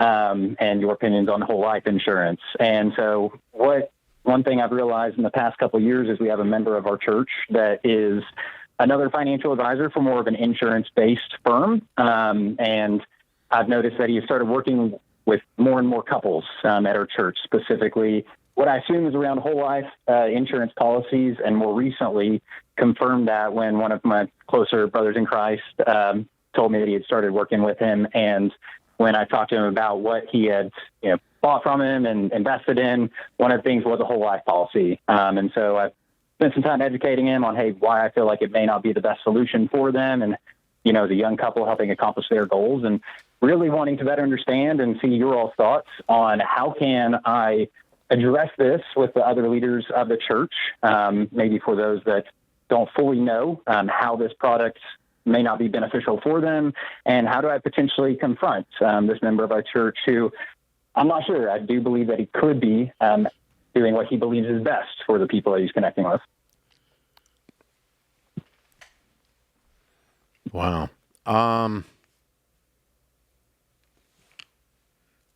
Okay, there's two separate issues here for me.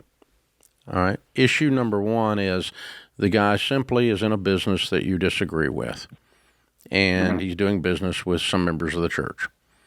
Okay. That's right. You're not going to be able to keep that. That's going to happen all your life. Okay, because there's going to be a banker in there, and people go to open a Visa card at that bank, and or the worse yet, there's a payday lender that goes to church there. Or a car dealer who leases people cars that goes to church there.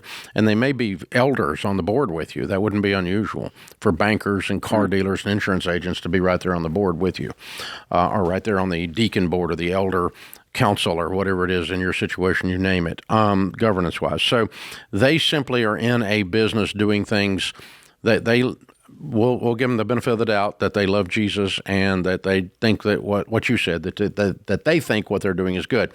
So I long ago, 30 some odd years ago, made the decision on those folks. I don't do anything.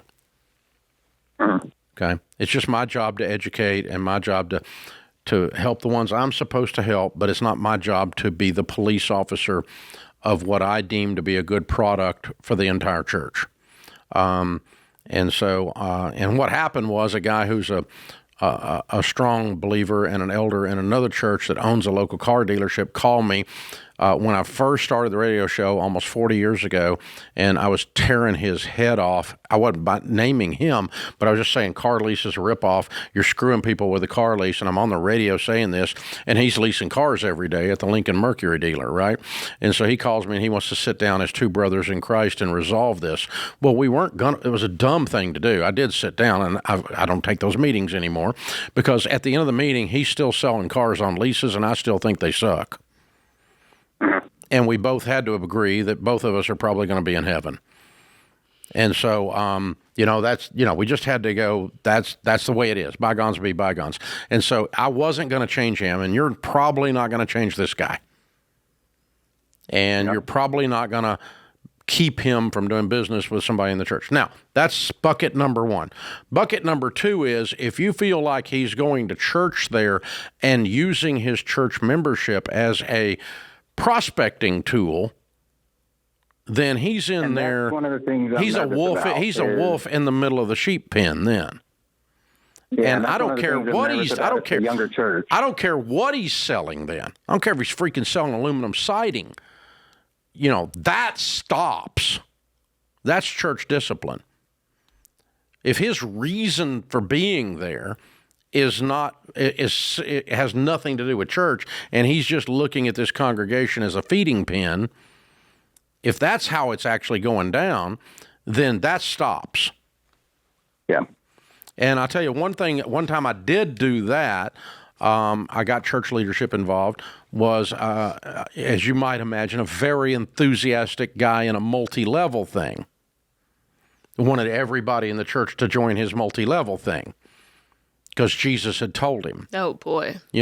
Well, I kind of stood in there and I went, no, you're here for the wrong reasons, and you either need to cease and desist your prospecting the congregation, or you need to leave. And we did get agreement within church leadership on that because the guy's motives were not pure. He was there to do business. He was not there to worship Jesus and to be of service to a few members of the congregation.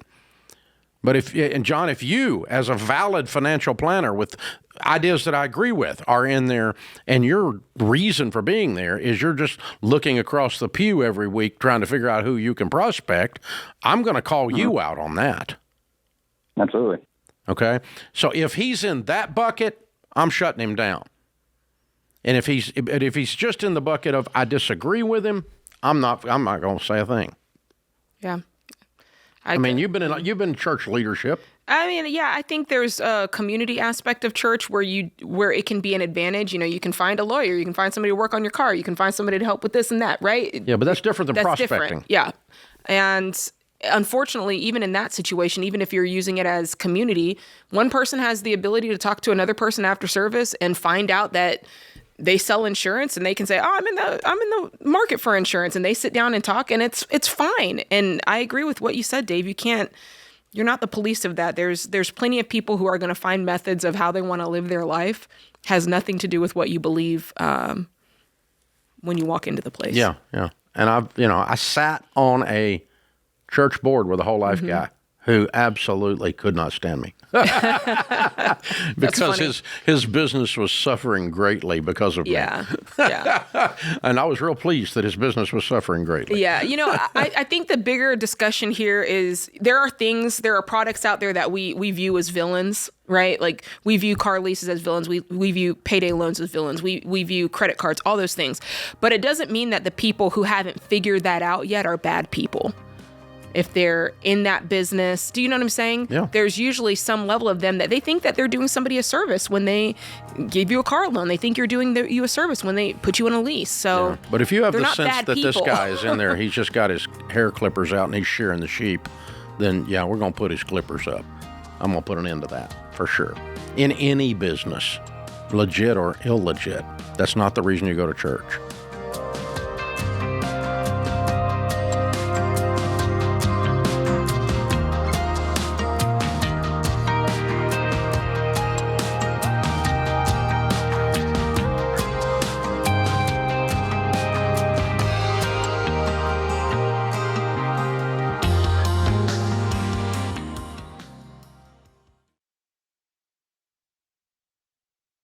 Dave Ramsey here. For more than 30 years, I've been talking to folks on the air, and I can tell you that most people are broke, not because they don't make enough money, but because they don't have a plan. You need to give every dollar you earn a job, because when you do that, something changes. You stop guessing. You stop worrying. You stop stressing. Our Every Dollar budgeting app will show you how to find extra cash, pay off debt, and finally start winning with money. But most people won't do it. They'll keep living paycheck to paycheck, keep hoping things will change without making a change. It's time to say enough is enough. It's time to take control of your money. It's time to start your Every Dollar budget for free today. Go download it in the App Store or Google Play.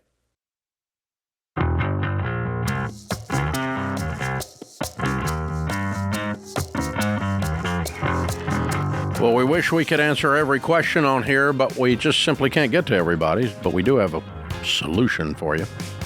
Go over to our website at RamseySolutions.com and use the Ask Ramsey tool. If you ask Ramsey, it will tell you what Ramsey thinks about this. And so everything that Jade has said on the radio or any of us have said on the podcast in the last 3 years is built into the data set. All of the articles and books that we've all written are built into the data set. So Ask Ramsey knows what we would say here on the air very accurately. And it's free. It's an AI tool that we have trained only on Ramsey data. It doesn't have any of the sewage from Reddit or something else tied into it or TikTok. It's Ramsey data only. So it gives you a Ramsey only answer. If you want an answer that's not Ramsey, don't go there because it's going to be a Ramsey answer. Ask your question today for free at RamseySolutions.com. Ask Ramsey. James is in Charlotte, North Carolina. Hi, James. How are you? Hey, Dave. I'm good. How are you? Better than I deserve. What's up? So, a family member of mine is getting ready to sell their home in Key West. And I am wondering, when is it okay to buy your second home or vacation home?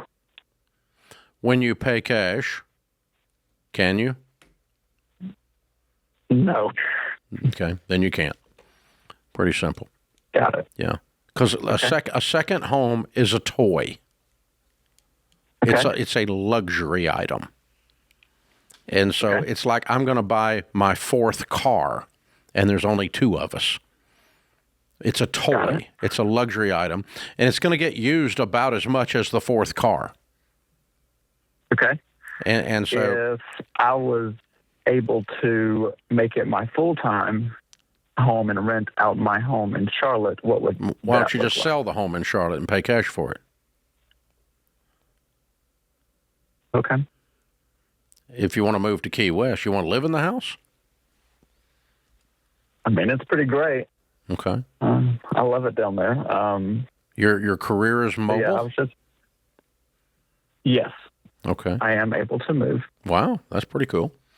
Well, that's an option. I would do that. I mean, that's not a second home, though. That's a transfer of primary residence. Got it. Yeah, but second home is I want to buy a lake house, I want to buy a beach house, I want to buy a mountain house, I want to buy a house in Mexico, whatever it is, right? That's second home. And that's a toy, and you need to pay cash for those because you're going to be disturbed at how little you actually end up using them. Okay. And so, I mean, even if you work at using them, you're not going to be there but 6 or 8 weeks a year, right, on a second home. But now if you're going to live in it, that's not a second home anymore. So, yeah, sell the house in Charlotte and go buy it, maybe. That might be your best move. But and I want you guys to get a second home. I'm not against second homes. But the other thing, Jade, we don't want to do is we don't want to rationalize it and say we're going to rent it out. And the renters, the Airbnb renters are going to pay for it for me. I feel like you're not going to show up and it be the same house. I feel like you're going to have wear and tear and you're going to be mad that when you came back, it's not the way you left it every single time. I don't know that I'm right, but you're right. I feel like I would feel that way. Completely right. You turned your house into a hotel room. Yeah. I want it to be mine. And you know what they do in hotel rooms? They take stuff and screw it to the walls so people can't steal it. Yeah. I don't want to know that somebody else was in my shower or in my sheets. That bothers me. That bothers me beyond belief. I just got creeped out bad. Jason is in Denver. Hey, Jason, what's up?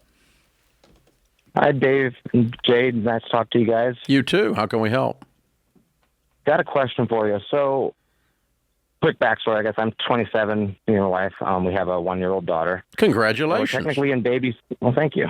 We're technically in baby steps 4 and 5, I believe. Good. But from our families, our background, we come from the Amish Mennonite. College isn't really a thing. Mm-hmm. Is it still smart to do a 529 plan if we know chances are she won't be attending college, or is there a better way to invest? Okay. I mean, I'm vaguely familiar with Amish Mennonite thing. I wasn't aware of a prohibition against higher education. Yeah, Well, are you saying that it's you're not... Go ahead. It's not like they're, well, I mean, technically the Amish are against it. Now we're not in the Amish anymore, so we're not against it. It's just, like, my background was I got a full-time job at 14. We were homeschooled up to 8th grade, and then went into the work. And you were doing a trade of some kind. Correct, like construction. Yeah, is what I started in. Okay, so you're in the construction business, all right. And this is your 1-year-old daughter. Correct. Okay, and so what do you perceive in your all situation? You're not technically Amish anymore, but the culture and the belief system continues to influence you, which is fair, if I understood you right. And so what do you perceive that this lady, this young woman of 20 years old, is going to be doing? Man, it's hard to say career-wise. I mean, my guess is I technically come from a family of entrepreneurs. It wouldn't surprise me if she joins, family business here and there somewhere. But chances are, if she's like my wife, I mean, her dream is kind of to be a stay-at-home mom, not really career-driven. Right. Okay. So what education gives a young lady in that situation, whatever the education is, I don't care what it is, but something beyond a homeschool, high school education, what it gives them is options. Right. And as her dad, what I want her to have is options. In other words, if she had a degree in a 2-year degree from the Associates College, local community college in entrepreneurism, and then she decided she wanted to be a stay-at-home full-time mom, I can make the case that she's better at being a stay-at-home mom because of that education. Could you? Yeah, I can see that. She's raising the next generation of entrepreneurs, and she actually knows something about it. Okay? And so education, but she also has the option of joining her husband's business and helping him run it because she knows something about accounting. Right. So education has a value, and the value, if it's usable education. Now, I don't want her to get a degree. You've heard me. We don't want them to get degrees in left-handed puppetry. That's a waste. Well, I want a well-rounded left-handed puppetry. No, that's bullcrap. That's just you want to go to school and play beer pong. That's all that is, and that's not what we're talking about here. But if there is some kind of let's call it continuing education after high school, trade school of some kind, a entrepreneurism program of some kind that is a formal certification program, that would add options to her life, even though there's a probability that she's going to be a full-time mom because she's been taught to enjoy that and to value that. I don't care. I mean, I'm fine if she does that. My wife's been a full-time mom for 40 years, and we're not Amish. So, I place a value on that. But I would wager that her having a 4-year degree has influenced the confidence and poise of the daughters and son that she raised, my wife. Okay? And she's never actually used her 4-year degree in the marketplace. So, but that's a good way to look at it. So anyway, that's a thing to think about. So I would be setting some aside to continue education. Yeah, I wouldn't overfund a 529. I wouldn't go ham on that. I wouldn't go $200K in it. No. And you don't even have to do 529. You could just have a mutual fund in the kid's name. Absolutely. You can just do that. Go. This is for you. This is for you to continue your education, because more knowledge adds to the quality of your life. Usable knowledge. And honey, we want you to do that because it gives you confidence, it gives you dignity, it gives you poise as a young woman, particularly as a young woman, young man too, but particularly that carries herself well, knows what the flip she's doing, right?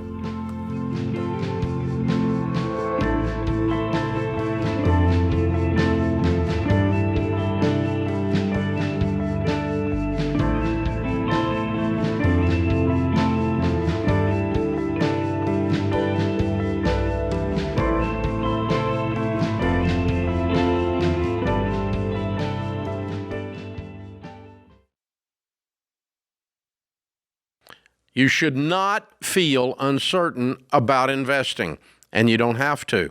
That's why we created Investing Essentials, a 2-night virtual event where George Camel and I walk you through my playbook for investing and wealth planning. We'll simplify everything from 401ks and mutual funds to passing on wealth so you can invest with confidence. Tickets start at $199. Get yours today at RamseySolutions.com/events or click the link in the show notes.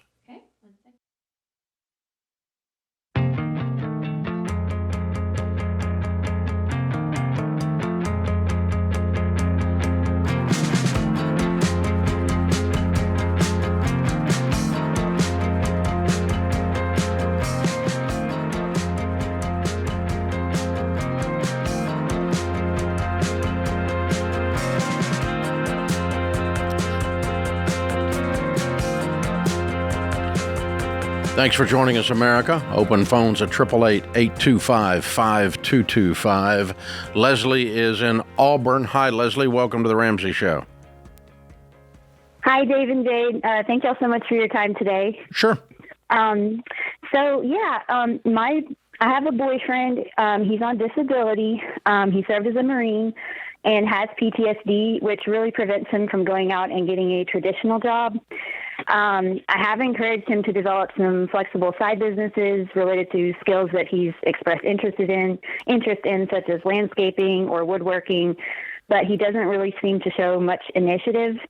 And I'm wondering, how do I approach this topic with him, since we both agreed that if we were to get married, that we want a more traditional setup where I can stay home at least part-time and homeschool the kids. So he's got PTSD. Is he also depressed? Like, is he feeling like he doesn't have purpose in the world? Because that's what I'm hearing you describe. Right. It's on and off. He does have a bit of a kind of screen time addiction right now. He's kind of always watching TV or gaming, and I think that's just taking up all his time. But he does have, the PTSD is better now, but he does struggle on and off with depression. And is he working with a counselor on that? Not at the moment. Mm-hmm. So why would it get better? Time, he said the PTSD is a lot improved. No, it's not. Okay. Yeah. He's hiding in games. True. They're all shooter games. And he's depressed because he doesn't want to go out in the world. He doesn't have any hope. And so he doesn't want to go. His ambition's gone. Yeah, I don't think there's anything you're going to be able to say in one sitting to convince him of that. Yeah. Okay.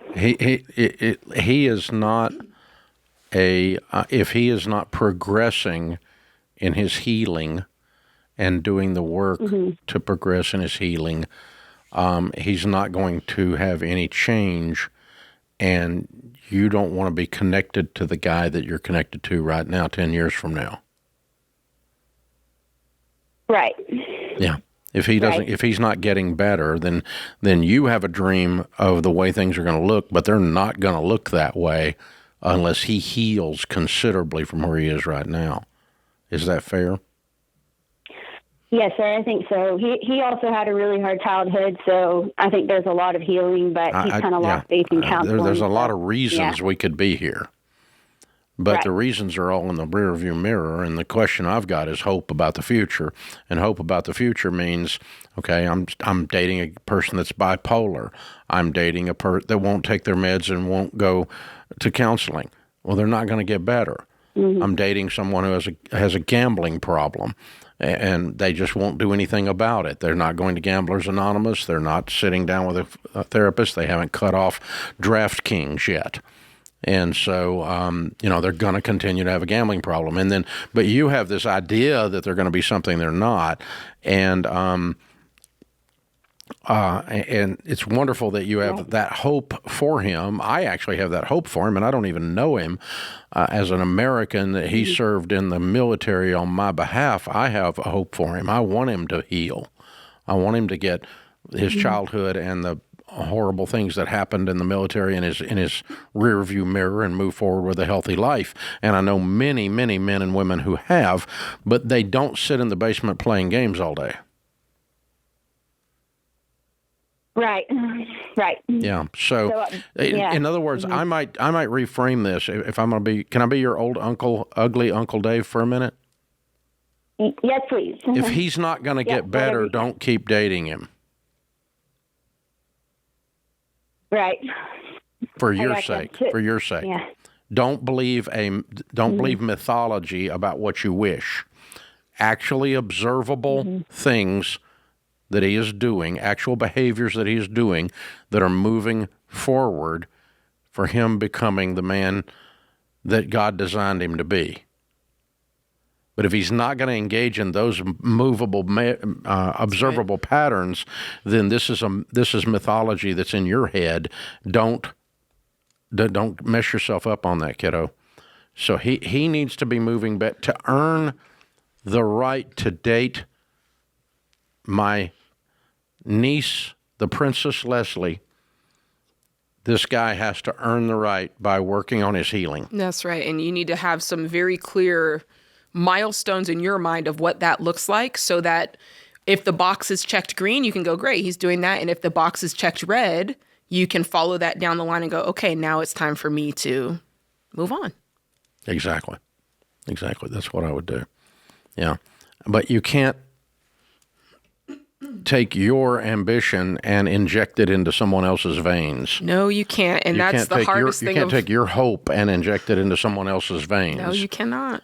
You can lay out a plan and say, if we did these things, here's what would happen, and give someone a reason to have hope. Yes. But you can't make them accept it. No, you can't. Horses don't drink just because you let them to water.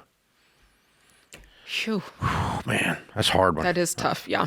Emily's in Dallas. Hi, Emily. How are you? Hi, I'm good. How are y'all? Thanks Better for than I deserve. What's up?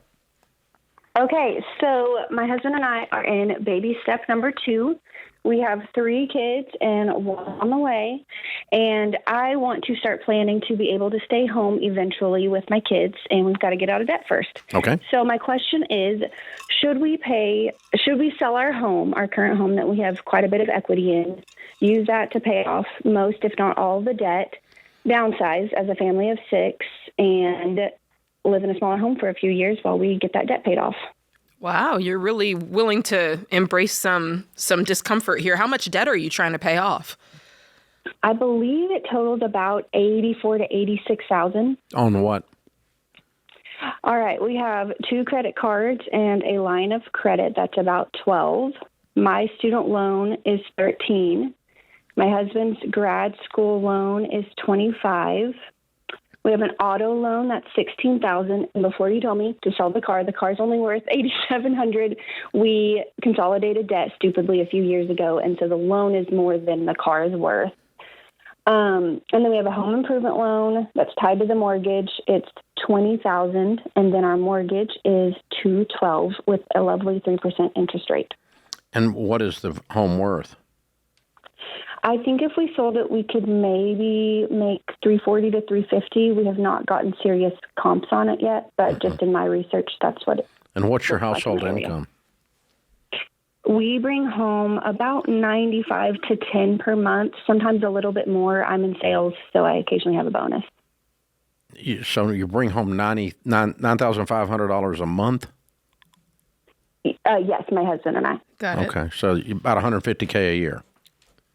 Yes. What portion of that is from you and what portion is from him? Oh, gosh. I think his, after taxes and everything on our budget, it's $4,731. Okay. And mine is the rest. Okay, so we've got to get this to the point where you can live on $4,700 a month, assuming nothing changes in his income. Yes, and he is trying to up his income. He's a teacher and a coach looking into some principalship, things like that. But right now, that's what it's at. Do you like your house? I do. We've done a lot of work to it. It's not our forever house, but it fits us well right now. What do you pay for it every month? What's the mortgage? Our mortgage is $1,947.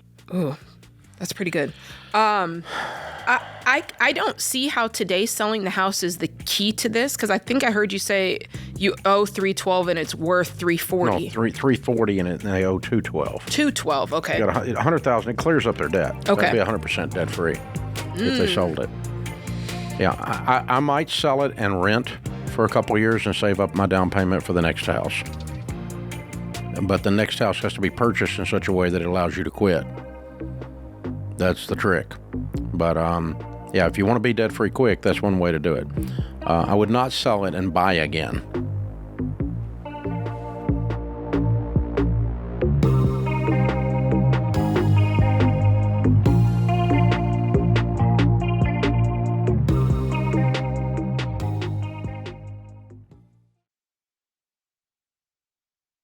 All right, let's cut to the chase. It's easy to get discouraged about crazy house prices and interest rates. But when you have the right real estate agent to help you buy and sell the right way, you'll have confidence to make smart decisions. Ramsey Trusted Agents aren't just experts who guide you through buying or selling. They're people you can trust to have your back from the first call to closing day. Find a Ramsey Trusted Agent near you at RamseySolutions.com/agent. That's RamseySolutions.com/agent.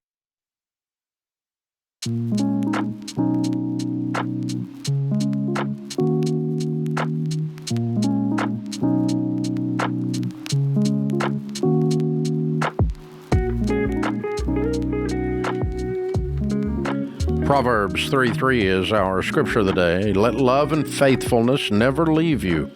Bind them around your neck, write them on the tablet of your heart. Then you will win favor and a good name in the sight of God and man. Conrad Hilton said, success seems to be connected with action. Successful men keep moving. They make mistakes, but they don't quit. Almost what we were talking about with Leslie a minute ago. There's that's action involved. Yeah. I see it. Martha is in Nashville. Hi, Martha. How are you?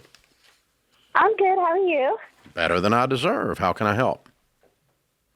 Yes, I'm calling because about 9 months ago, well, actually, I would say 8 months ago, me and my husband decided to pull our kids out of public school and homeschool them for a bunch of different reasons. And we have done that. And now I'm actually eager to go back to work for a bunch of other reasons. And so I'm just calling to see if it is the best choice in us for me to put my kids back in public school and go back to work full time. What changed? Well, about a year ago, or actually right before we started homeschooling our kids, we were in marriage counseling for about almost a year at that point.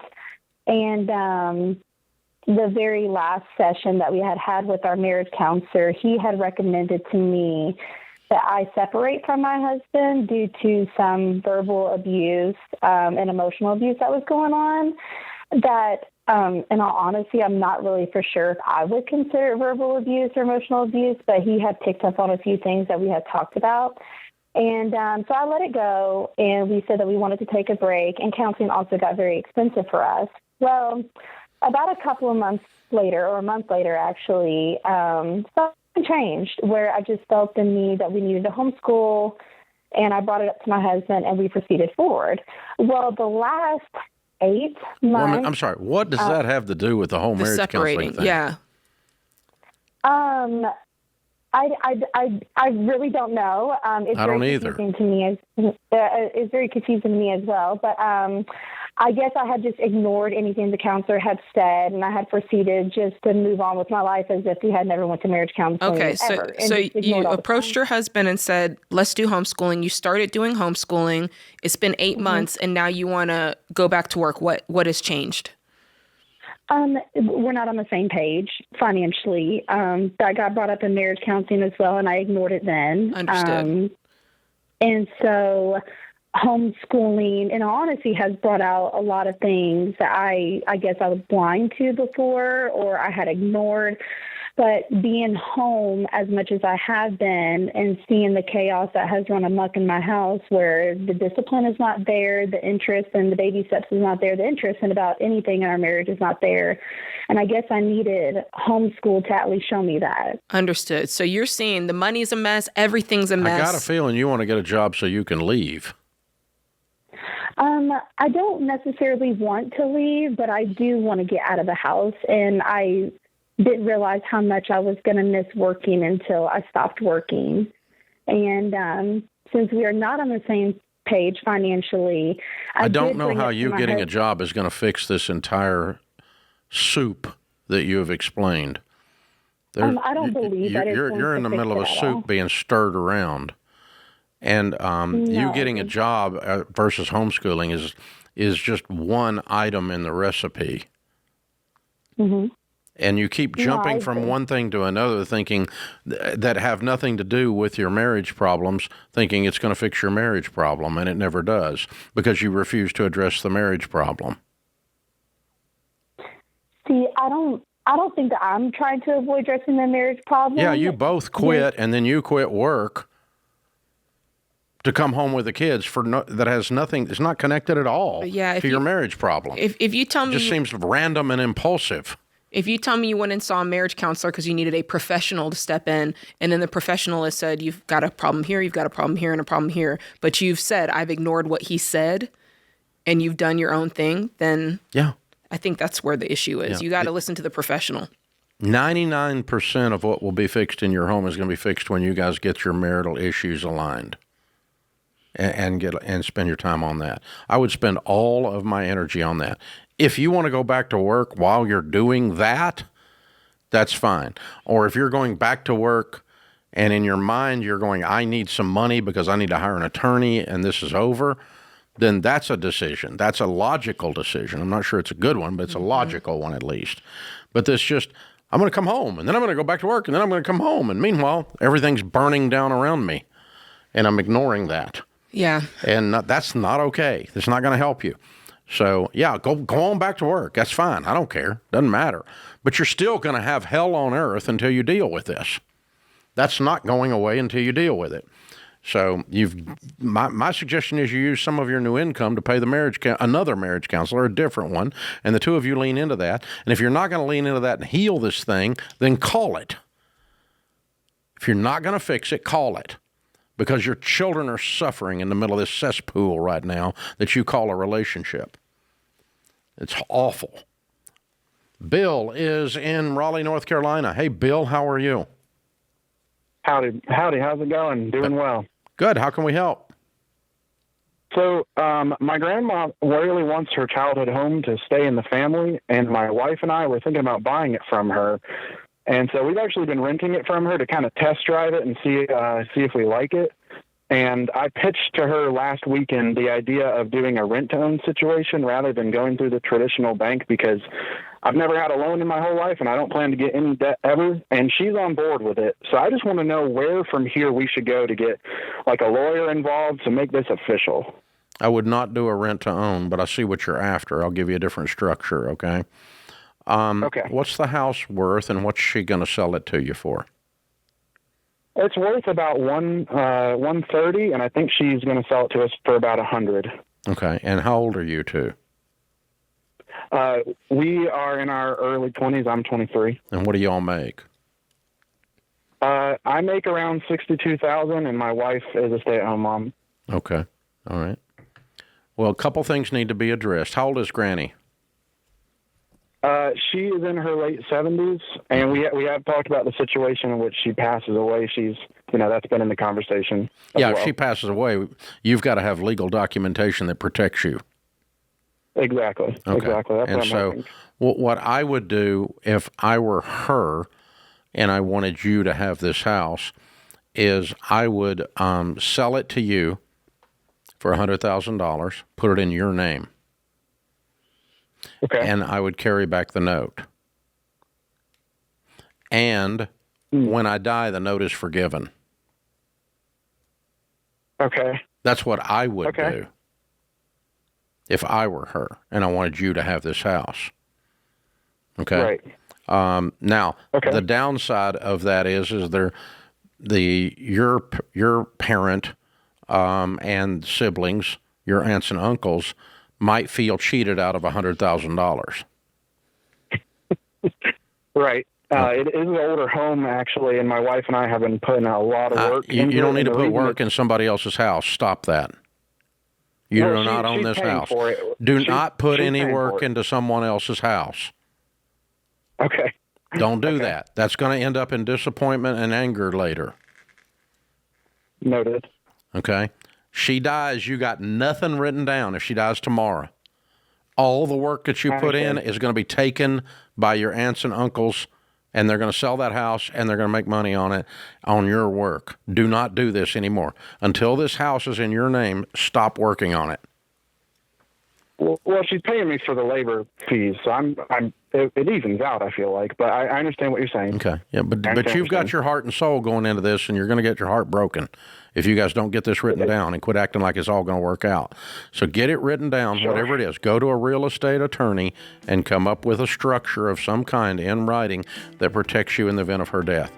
And then lastly, I'm going to go ahead and disappoint grandmother. There's 0% chance you're going to be living in this house when you're 70. 0. Keep that in mind. That puts this hour of the Ramsey Show in the books. We'll be back with you before you know it. In the meantime, remember, there's ultimately only one way to financial peace, and that's to walk daily with the Prince of Peace, Christ Jesus.